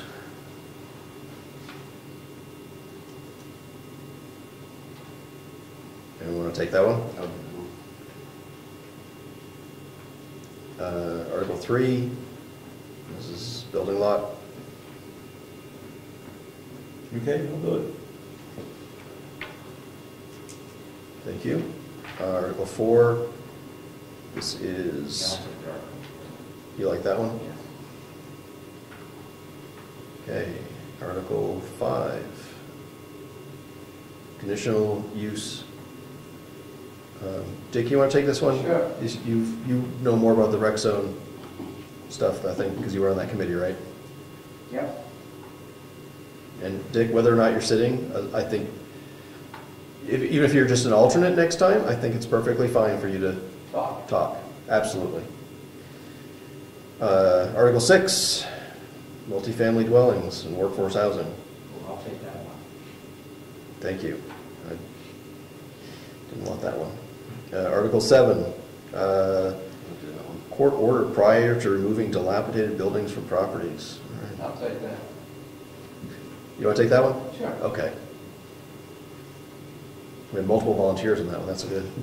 Article 8, Amendment 8, special exceptions to alter or construct non-conforming lots. So this is non-conforming. Volunteers? I'll take that. Okay, thank you. I'm on it. All kinds of non-conforming lots, right? Do you? Well, that's, 1 acre lots. Oh, yeah, that's right. That whole neighborhood. Yeah. Amendment 9. I like that one. You like that one too? wow. Yeah, I like it. You had an opinion, you want to do Salivating over that one. Okay. Number 10, personal wireless facilities. I don't That's think. just boilerplate. Yeah, I don't think anyone. I'm happy. Oh, I'll sign for that one because I don't think anyone will have any Lights, questions. that's all. 11, small wind energy, same thing. You want I'll do that? that one. 12, Hydrix, someone, I remember this. So it's just going from one system to another. Yeah. I'll take that. Number 13, owner. I'll do that one. 14, structure. I'll do that one. Awesome. And 15, funnel development. All right, I got it. Rich, okay. So we've divvied these up. The people over here they got on all the work. Thanks for volunteering for that, guys. I think that's gonna make it go a lot smoother. And this is the document that we will be talking to, that's attached to the, With the one-page change that has the private way versus private road for page 6 of it. and what are we planning to have available here to hand out? I think I think everyone that comes should be able to get a copy of the 15, this one-page thing. We should have at least a few copies of the full thing available to people. So when we talk to this, we're going to read the article the way, I would assume we're going to talk about the way it exists today, the changes that we're implementing and what it means, what we think it means. Yes, So we're going to refer to this document. yes. So do we want pages that are changed here? Or just be prepared to make copies if we need them? Mr. Chairman, if you like, what I can do is do a cut, copy, paste of the way the article is, where each one of the 15 talks about it, and I have a separate sheet of paper where it is exactly the way it is, so that they can have a comparison between what the changes are suggested and the way the zoning ordinance is presently, without having to hand out a whole zoning. Without being 56 pages long. So you're thinking 15 pages long rather than 56? Well, I think we can do, I can condense, I'll just look at I think I can even condense less than 15 pages that way. I think that would be good. That's Yeah. excellent. I mean, I don't want you to spend like a day on that, but if there's any that are spread all over the place, like the wind energy or whatever, I think, a bunch of some of that, I don't think anyone's gonna have any questions on anyway. They don't understand what it says to begin with, they're not gonna understand what changed, and it doesn't matter because we don't have any leeway on that anyway, I don't think. That's state requirement. Yeah. Okay. So is that good? Are we good to go on the zoning? Were there any other issues we need to talk about?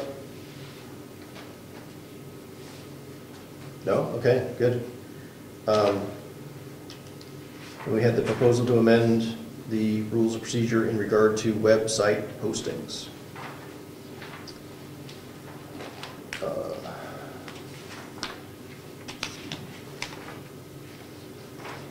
copy of the amended rule. So there was a one-page thing that says duties of the administrative assistant on it. George, correct me if I'm wrong, there's one bulleted item that's italics in the middle of the page that's been added. A copy of that was sent out on the 4th. Thank you. So that was more than the 10 days ago, right? Okay, and it says display agendas, minutes, and regulatory documents on the town website. All signatures, phone numbers, and email addresses shall be redacted from documents displayed on the town website exclusively.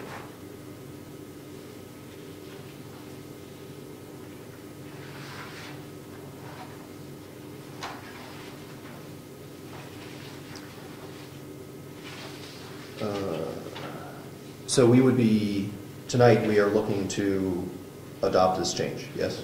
I think that's what the agenda item is. Somebody want to make a motion? Motion to accept the change as written. Second for that? I'll second it. Okay, we've got a motion and a second. Discussion. Yes. How big a job is this, George? I mean, if we had to post some some documents, are we talking hours to get this done? The redacting? No, I've already been doing it. I've been doing it for years now. Okay, I'm talking about posting all regulatory documents. The regulatory documents are already posted. For instance, like the zoning ordinance, that's already posted. The rules of procedure is already posted. So there's really nothing. The only thing that this would really be about would be, like, say, the posting of minutes, and that's, which we already do also, but it's only in regard to the redacting of any signature that, like, for instance, an addendum or an attachment that has somebody's signature on there, which, again, I've already been doing. I've been redacting ever since we've had the website. I've always redacted. So all this does is just make it official.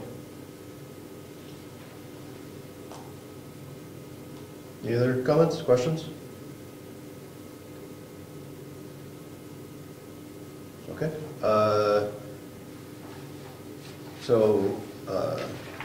The motion is to accept this as written. All those in favor, say aye. Aye. Opposed? Abstentions? Motion passes. Now, our rules of procedure say that now that this has been updated, we have to sign it and all that? Or is that just... The rules of procedure, let's see if it has a signature page. I believe it does. So I'm thinking that we can... Page 16, I believe. Yeah, page 17, I think, at least. Page 17, there's a revision history that would need to be updated, and Virginia would have to sign it. Yes. That's it. There's no other signature page. Okay. Well, you also have to give us an updated copy and everything else. Now, do we want to go ahead and do that, which involves people spending time? Because we just talked about earlier about another proposed change. You mean you'd reproduce the whole thing? Yeah, you need the new footer with the new date on it and everything, right? So, I don't know, what I would do is take this, throw the other page out, put this one in. Each one of the pages at the bottom is dated, though. right, and so then we end up, I agree, that saves trees and time and effort, but it then leads to confusion. Get the source document be on our webpage. Yes. I guess my question, so,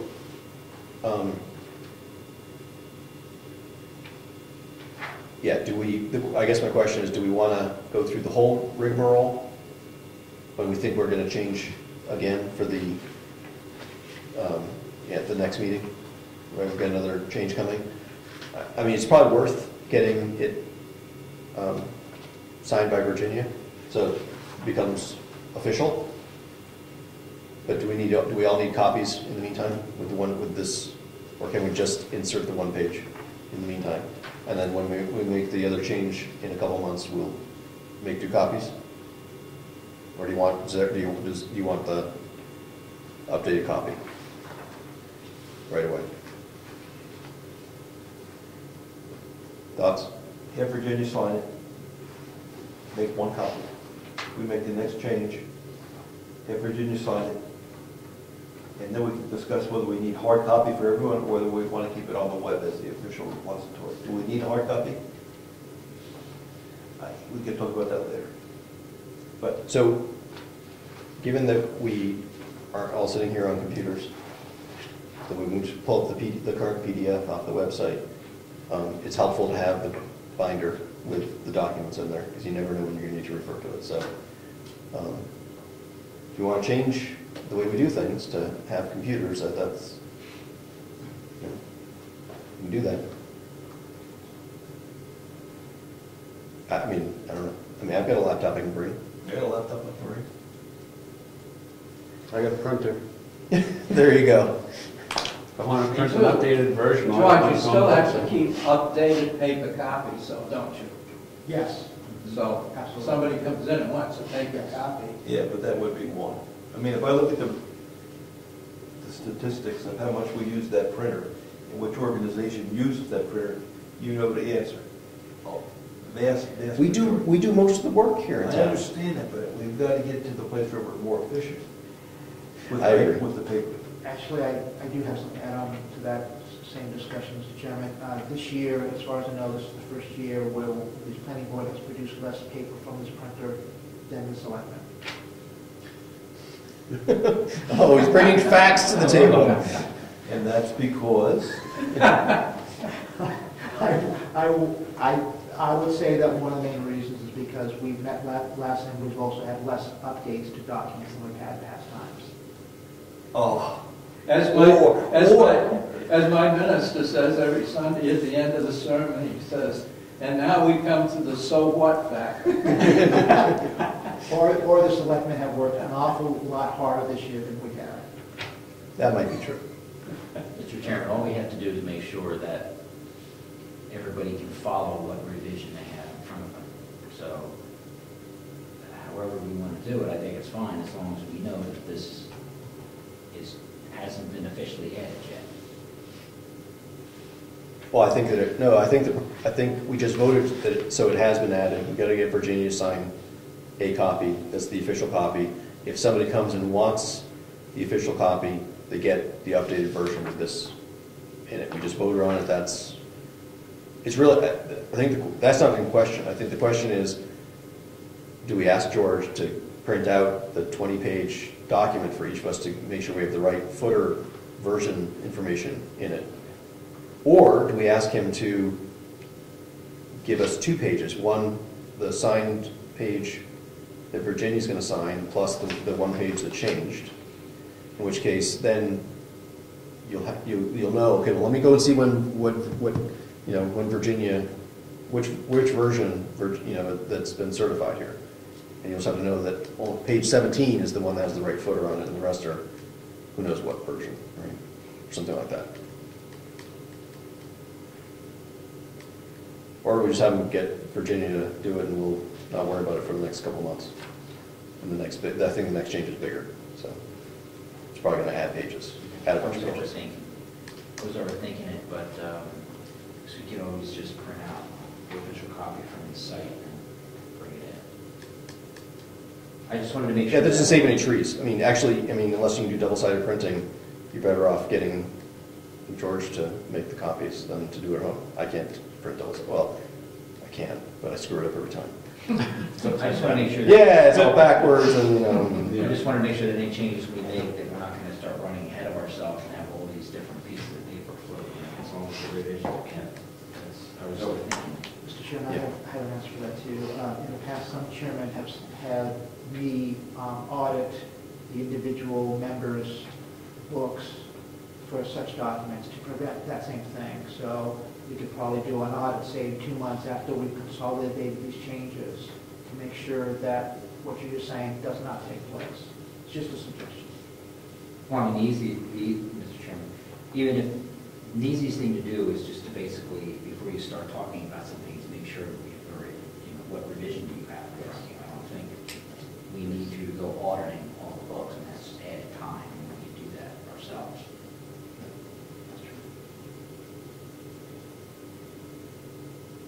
so are we going to not ask? It sounds like we're not, as a group, going to ask George to print out whole new copies with the right footers on them for each of us. Is that fair to say? yes. Okay. Yes. I think that's environmentally responsible. Okay, and we're saving taxpayer money, at least a little bit. Okay.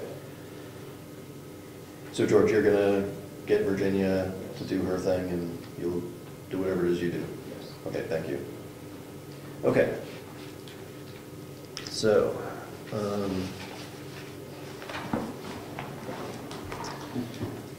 any other old business that anyone can think of that we should touch on?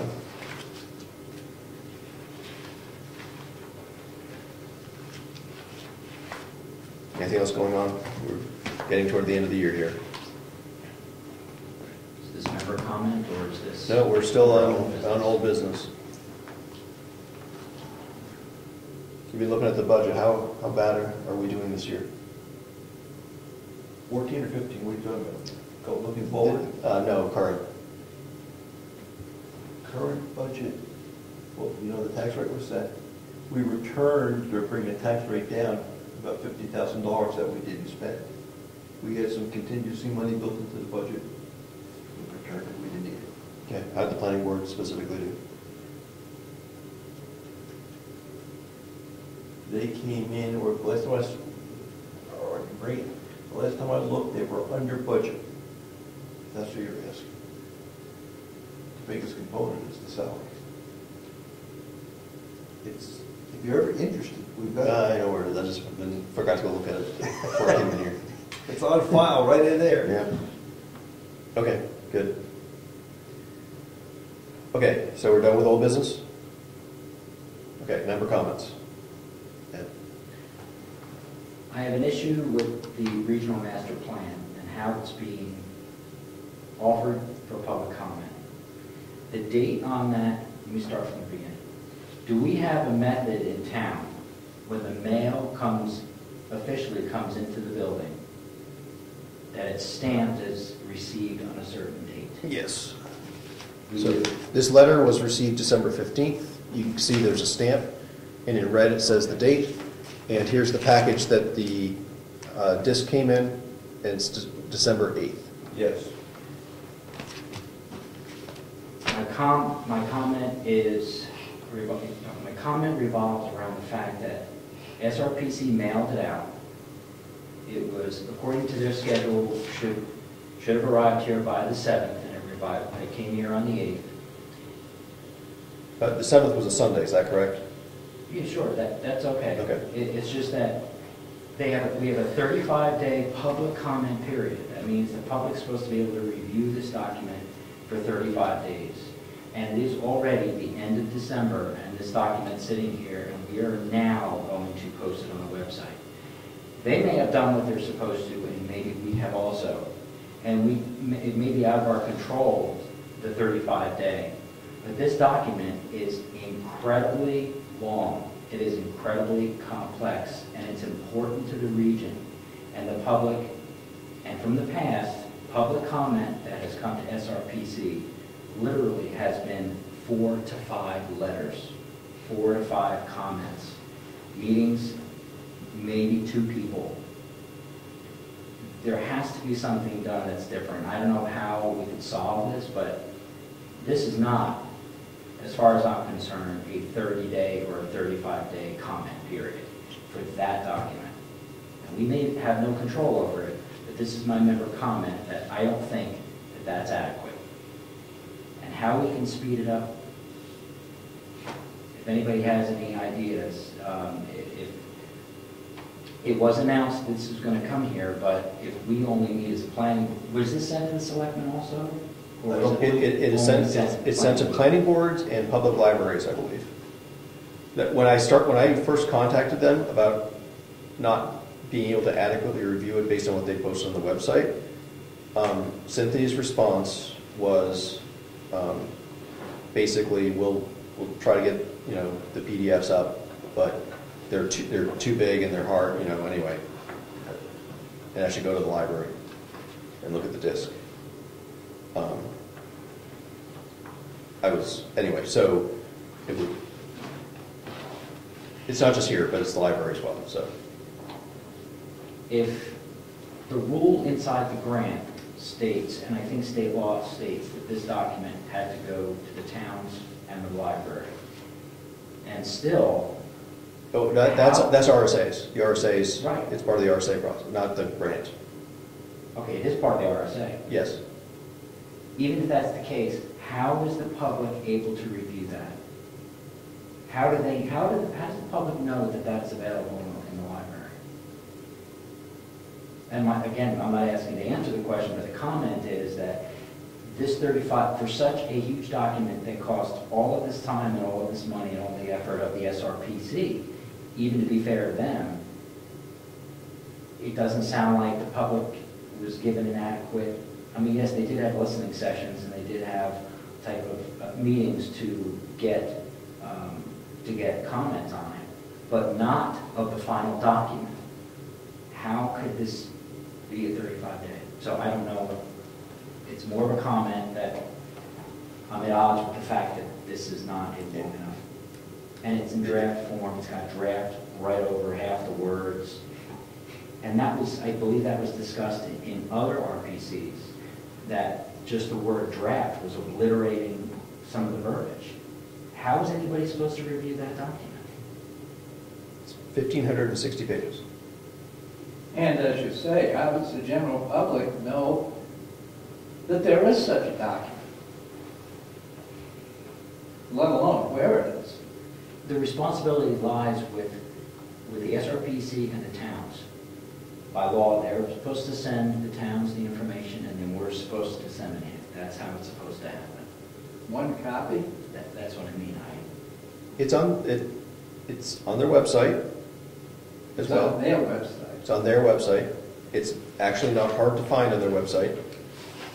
So, And it's 1,500 pages. yes. You're not going to get the general public to sit down at their computer and look at 1,500 pages. I don't think I'm like really going on a limb here. I'd be willing to bet that nobody on the none of the SRPC representatives have read the whole thing. Guarantee that. Executive committee hasn't read the whole thing. I'm not even sure anyone's read the whole thing. Maybe Cynthia has. Well, you Maybe have some of the to planners pass have. it to find out what's in it. It's there. I mean, Sounds like a healthcare bill. so I think that part of your comment, I don't think you'd be saying that as strongly as you are if it were 30 pages, right? I mean, it wouldn't be unreasonable for somebody to review a 30-page document in a couple weeks if they were really interested. If they found out late, it would be feasible for them to figure out. Even with 35 days, you know, I couldn't get through that. It's just, some of it's very dense, and, you know, so they, as part of the document, they list where they got input from. And they came here, I think it was a Saturday, right? That Cynthia and Matt, I think, came. And we had the clickers. You were here. Oh, on a Saturday, not A- past Saturday. No, a Saturday. I don't know, a year ago or something, a year That was ago. an outreach, and it was December 8th. So it was like a year ago. Watch that Yeah. video. Yeah. And it was great that they came here, and we got, you know, to talk to them. They had the clickers. That was fun to do the little online, real-time surveys and whatever. One of the things that I took away from that, something that Ed has spoken to before, is that there's like three things that the regional planning commissions are supposed to do. They're supposed to produce the regional master plan, which they've just updated. They're supposed to produce the housing needs assessment, and they're supposed to help the towns. If there's a regional impact of development. Right. But I think that they're supposed to help the towns with planning in general as well, if they can.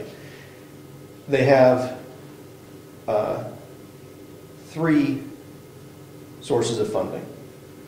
The RSAs, well, the legislature gives them, I think Cynthia said something like $17,000 was their budget.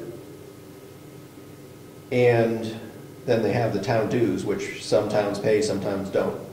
But that amounts to, I don't remember the numbers off the top of my head, $100,000, $150,000 from the town dues, which,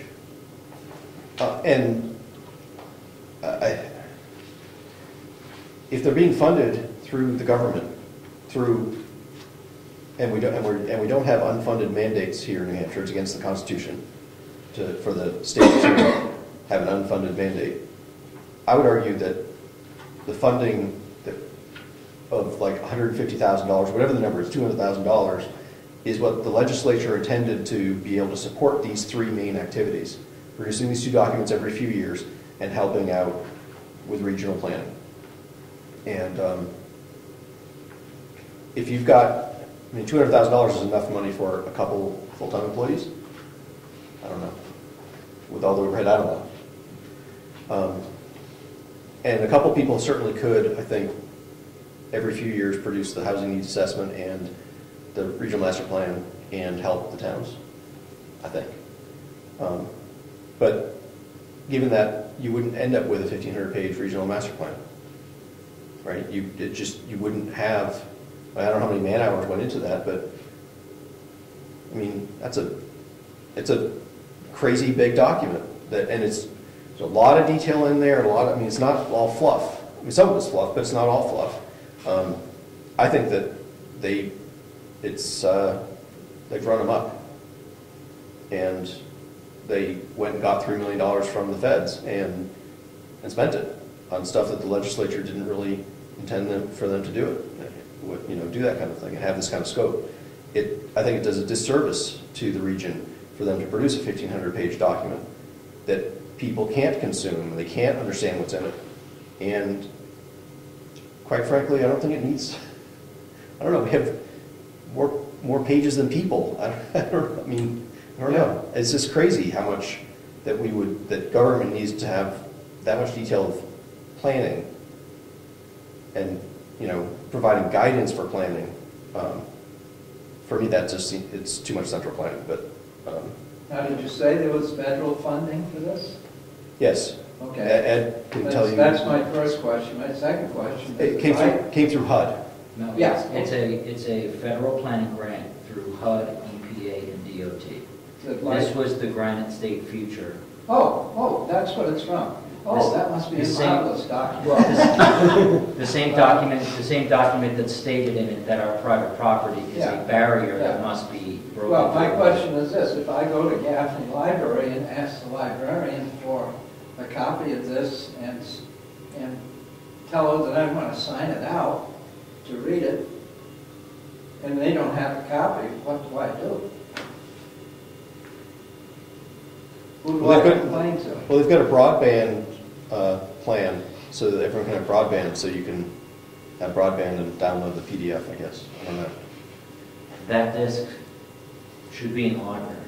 Yeah, but if it isn't, that would be against the law, because the law states it has to be in the library. So apparently they can't loan it out. I think the implication would be they can't loan it out. You'd have to use it there. You'd have to use the disc there. 1,500 pages? That's his point, right? How can even if you had it at home on your computer and didn't have problems with it, how are you going to review 1,500 pages? We had a study done by Moose Mountain Regional Greenway on all the wetlands in our town, a survey. Excellent job. Rated them all, mapped them all for the Conservation Commission. When the report was published, I asked them to give us a copy of it. They said they wouldn't. I said, what do you mean you won't? It's 3 volumes. They said, it'll be in the library. I said, okay. So I went back to the organization, Blue Moon, whatever it was, conservation group, and I said, what would it cost to buy a set of the 3 volumes? And they said, $100. I said, okay. Send us a bill and send us 3 volumes, and there it sits, and we use them. But not in the library. I mean, if you use this kind of information as reference material, it has to be out on the table with people using it for a purpose. Who funded that report? Who funded it? Who funded it? I'm not sure. I think it says in there. But it's a very good report. We used it as a basis, part of the basis for our national resources inventory for the town. I believe we only have an index, correct? In Brookfield, we don't have a natural resource inventory. Yes, we do. We have an inventory? Yes, we do. A comprehensive inventory? I Yes. didn't know that. And I've worked with Moose Mountain Regional to do that. So, Ed, what are you you're our representative at SRPC. When are you guys meeting next? Tomorrow, which I cannot attend because I have the delegation meeting at the county. That's why I was looking for someone else to be an alternate. So if I cannot attend one of these meetings, that there could be somebody that could go in my place. Can you just clone yourself? I've tried that. So that was my comment, my member comment, that there's no way that that's an efficient way of getting public involvement for something that is so broad and about our private property. So, A document that was based on breaking down our tradition of private property, which they said in writing, and that's been solely paid for through federal funds, and that nobody reads, and that people are going to use as a document to guide our private property planning. I think, for me personally, it's unacceptable. But they already know I'm not in favor of this. So I just want it on record that I'm not in favor of the way that they've done this. so I did a search of the 1,560 pages looking for the term property right. And that phrase does not, as far as I could find, does not exist in the 1,560 pages. So they didn't address private property rights at all. So lots of references to property tax and property values, but not property rights. Does it address the underserved population? I did not search specifically for that. It talks about stakeholders, which I think is another term for underserved populations, but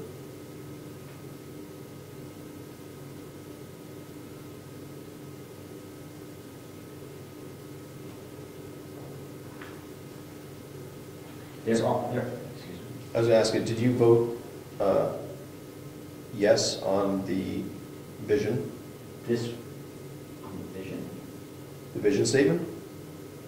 My understanding is that was voted on by the SRPC I don't reps. recall voting on a vision statement. Talks about it in the process, but Vision statement. I had to search high and low for the vision statement because I couldn't find it because it was, Vision for the future. yeah, I know.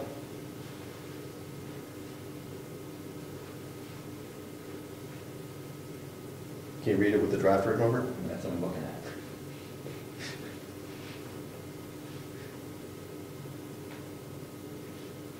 Did you read that? I did. I read it several times, actually. Why don't you read out loud? I'm going to. I have to. I'm starting to get a little flustered here. He's getting choked up. The Stratford region is distinguished by its high quality of life, characterized by vibrant downtown communities, strong communities, coastal areas, and forested landscapes. The region offers excellence in education, health, and civic engagement while providing equitable access to transportation options, housing choices, and recreational opportunities. Equitable access. What does that mean to you? I think it means nothing. It says providing, uses the word. It offers in civic engagement, and it provides equitable access to transportation options and housing choices. How does it do that?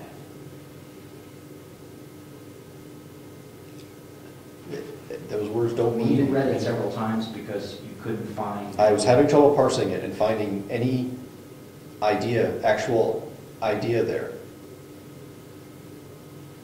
Equitable access to transportation. I think that means that no matter what color you are, you can get on the bus. Duh!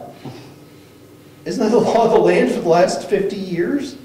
Now, I'll tell you why that verbiage is there. I understand why it's there. No, the verbiage is there because they're using civil rights legislation to build this document. And a lot of the federal money that comes into the states has to comport to the Civil Rights Act. So they have to use these words, social justice and providing equitable access. They have to, because they've, through executive order, added these items to the civil rights legislation. And the Civil Rights Act of 1965. I thought that meant that every town within the region had equal access to public transportation.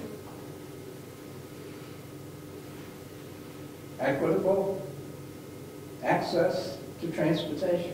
Isn't that what it says? It says offers. The region offers excellence offers. in those three things. Yes.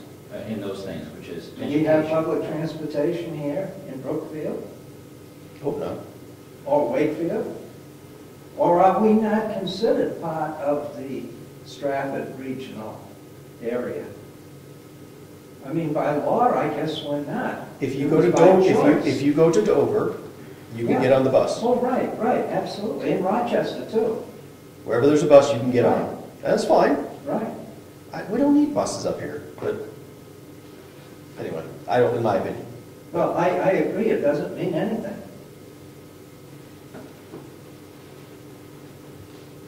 It meets the parameters of the grant. Anyway, Ed, I believe you voted, or there was a vote on that, and I was asking you, I guess, I never remember being asked to vote on the vision statement. I know that if you look at the schedule, if I'm not mistaken, I thought the schedule stated December 7th, public comment period. January 7th, a public hearing. That's where there'll be an actual open public hearing on this document. Then it says January 11th, the public comment document will be printed and sent out. but several months ago, the SRPC locked down that vision statement. I don't recall putting on Yeah. there. I really don't. What are we paying you for then? January 29th. January 29th is a commissioners meeting, not a policy meeting that I usually go to. It's a commissioners meeting. Even though it says change in date, I really don't know what that means. But there's going to be another meeting where it says send the final draft documents by this to commissioners on January 22nd in preparation for the commissioners meeting. And then it says that we'll adopt this. I urge you to make a big stink about that nobody vote yes if they haven't read it. If you look at the table of contents, it shows all the subcommittees. I mean, I wasn't on any of these subcommittees. Some of the commissioners were on these subcommittees. There was this advisory team. In some of the Granite State Futures documents, it calls the advisory team a sustainable development team or something. It calls them that. But these are unelected people. Not one of these people on this advisory team are actually, they're just commissioners. They're not elected. So unelected people came together to create this document.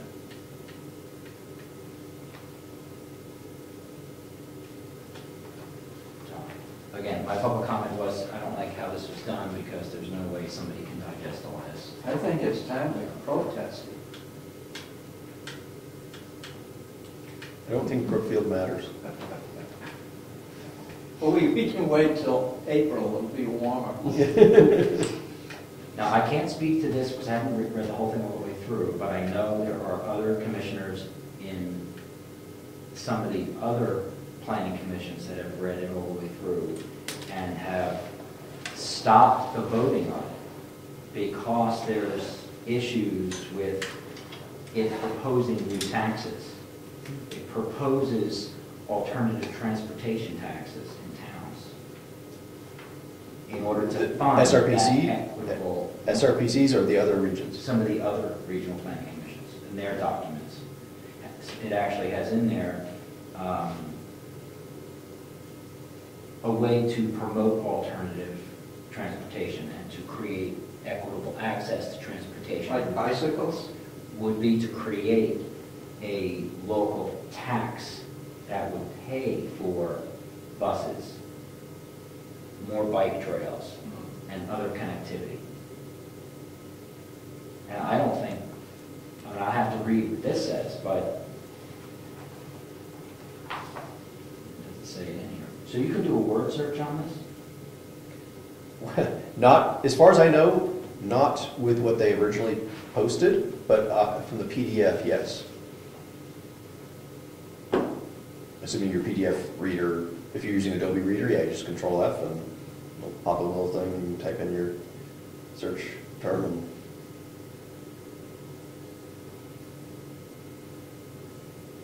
That document behind Google? it will be soon if it's not already. It's been on the internet for a few days, so it's probably been indexed. And I would also point you to the partner acronym list. These are all the partner organizations that helped draft this.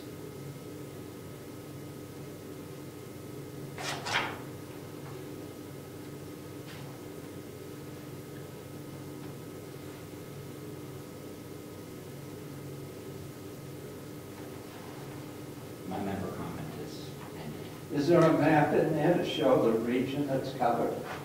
There are several maps. It does include Brookfield and It Wakefield. does include, okay, We made the map at least. Yes, it's right here. yeah. It's the Stratford region and are these towns. So one thing I have not found, so in the previous iteration, several, 10 years ago or whatever, they had a map that showed a circle for each of the village centers in the region. And with verbiage basically saying, smart growth principles say you should, to avoid, smart growth is about avoiding sprawl. Right. And so you should have zoning that encourages new development to be in these village centers and leave the open spaces open. We are sitting inside of one of those circles right now. This is a village center. Well, And- that was basically what they were trying to push in the last master plan that was done for this town. And I wasn't a bit happy with it, but it's what we got. But God, I hope when we redo it, that we don't follow that rule. I kept talking to the SRPC rep that did it. Milroy, I think his name was. I said, this does not represent our town. This represents the region. It doesn't represent the town as far as our development is concerned. It's not what the people want, it's what you want. That's the conflict between the property, our private property rights versus what we're supposed to do. Right. That's the conflict Well, right what they there. want you to do. What they want you to do. Their vision, Yep. their plan. Yeah, go ahead. Because the only way a plan like this will work is to break down private property rights. There's no other way you can put a comprehensive planning document on land without breaking down private property rights. That's why they don't mention that. That's what this is designed to do. You can't deny that. And it's not only land. This affects land, air, and economy. This is all Water. in here. It's Water. all of those. Water, transportation, all Land, of it. air, water, energy. Did I cover them all? Because that's what sustainable development is, the controlling of those factors. You cannot have sustainable development if you don't control those individual factors, and that's what this does. And they will tell you it does not mean control, that means proper planning. But this is more than just a planning document.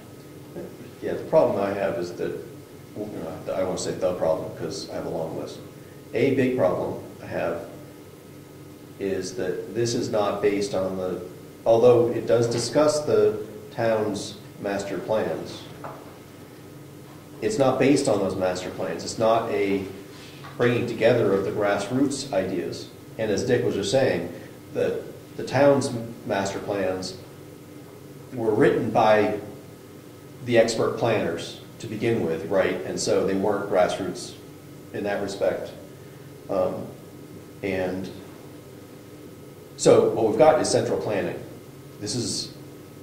Which is, a major feature of every totalitarian regime and ism that's ever been, right? Well, what's It's central interesting planning. is once we received that master plan, we required him to change it to more reflect what was going on in this town. A month later, he left. SRPC. He went someplace else. I don't know where, back to Maine somewhere, Wells, Maine or something. But I mean, he knew what we wanted, and he knew what he was told to put in there. And the two were not compatible. Well, I think we should, without input from expert planners, I think we should be writing our own master plan. And it will not be 1,500 pages. I think it'll be 10 pages, right? Or 15 maybe, I don't know. So, any other member comments? I can talk Go for it. No, I can talk about this for hours. And This is important, right? This is, get people riled up. It's planning, and we, we gotta now's the time for people to make comments on it, so. This, to me, is not a New Hampshire document. I'm going to always call this a federal document because that's what it is. The federal government gives the state money for transportation. There's two main portions of the SRPC, which is an MPO, which is a metropolitan planning organization, which is mandated by the feds to do transportation. So if the feds give the state money, Congress wants to make sure that we are accounting for that money. And that's what a lot of the work is done down there is the MPO. This is the regional planning portion or component of that. This is federal money, so this is a federal document. Smart growth principles, which is sustainable development, is worked into our land use planning. And it says here, a wide variety of transportation issues are directly related to land use and development patterns. Smart growth planning principles can guide socially, economically, and environmentally sustainable development patterns in both urban and rural areas. Smart growth supports a sustainable transportation system in a region through increasing transportation choices, mobility, access, reducing vehicles, miles traveled. This is going to, I believe, this is most likely going to become legislation that you're going to hear about. That they want to tax you by vehicle miles traveled in order to pay for the transportation system. In order for that to happen, this is saying it has to be done equitably. But it also says that the patterns have to be sustainable. And again, there's socially. It says, and these principles can guide socially, economically, and environmentally sustainable development patterns. Well, if the money that's coming into the state is from the federal government, and they require you to follow a certain plan, which is smart growth principles, that means the federal government is guiding our land use. Am I not reading that correctly? You are. Well, the RSAs say that when we write our master plan, we are actually required to consider smart growth principles. We don't have to adopt them, but we are required to consider them when we're developing the master plan. So I think that, when we get to work on the master plan, I will be pushing for us to consider them, because that's what the RSAs say, and reject them, because they don't really fit here. Not applicable. I mean, I think that the people who live here want the exact opposite of smart growth. People want sprawl. People do not want dense development. They don't want a village district. Can you imagine a zoning ordinance a zoning amendment being proposed that would change the 20 properties around here to be, mixed-use commercial, retail, and, non-residential, or residential and commercial and small lot sizes, so you could have, 1,000 square foot lots, 2,000 square foot Go lots. over to Wakefield sometime and get their zoning ordinance It's available online. with all their little villages, Mm-hmm.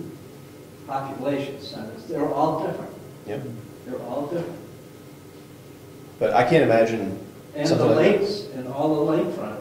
Yep. It's all different. Yep. I can't imagine that passing here. I would hope that. Well, it won't be my lifetime. Anyway, any more member comments? Move to adjourn. We are adjourned. Camera off. It's not off yet. Hey, you got good stuff there.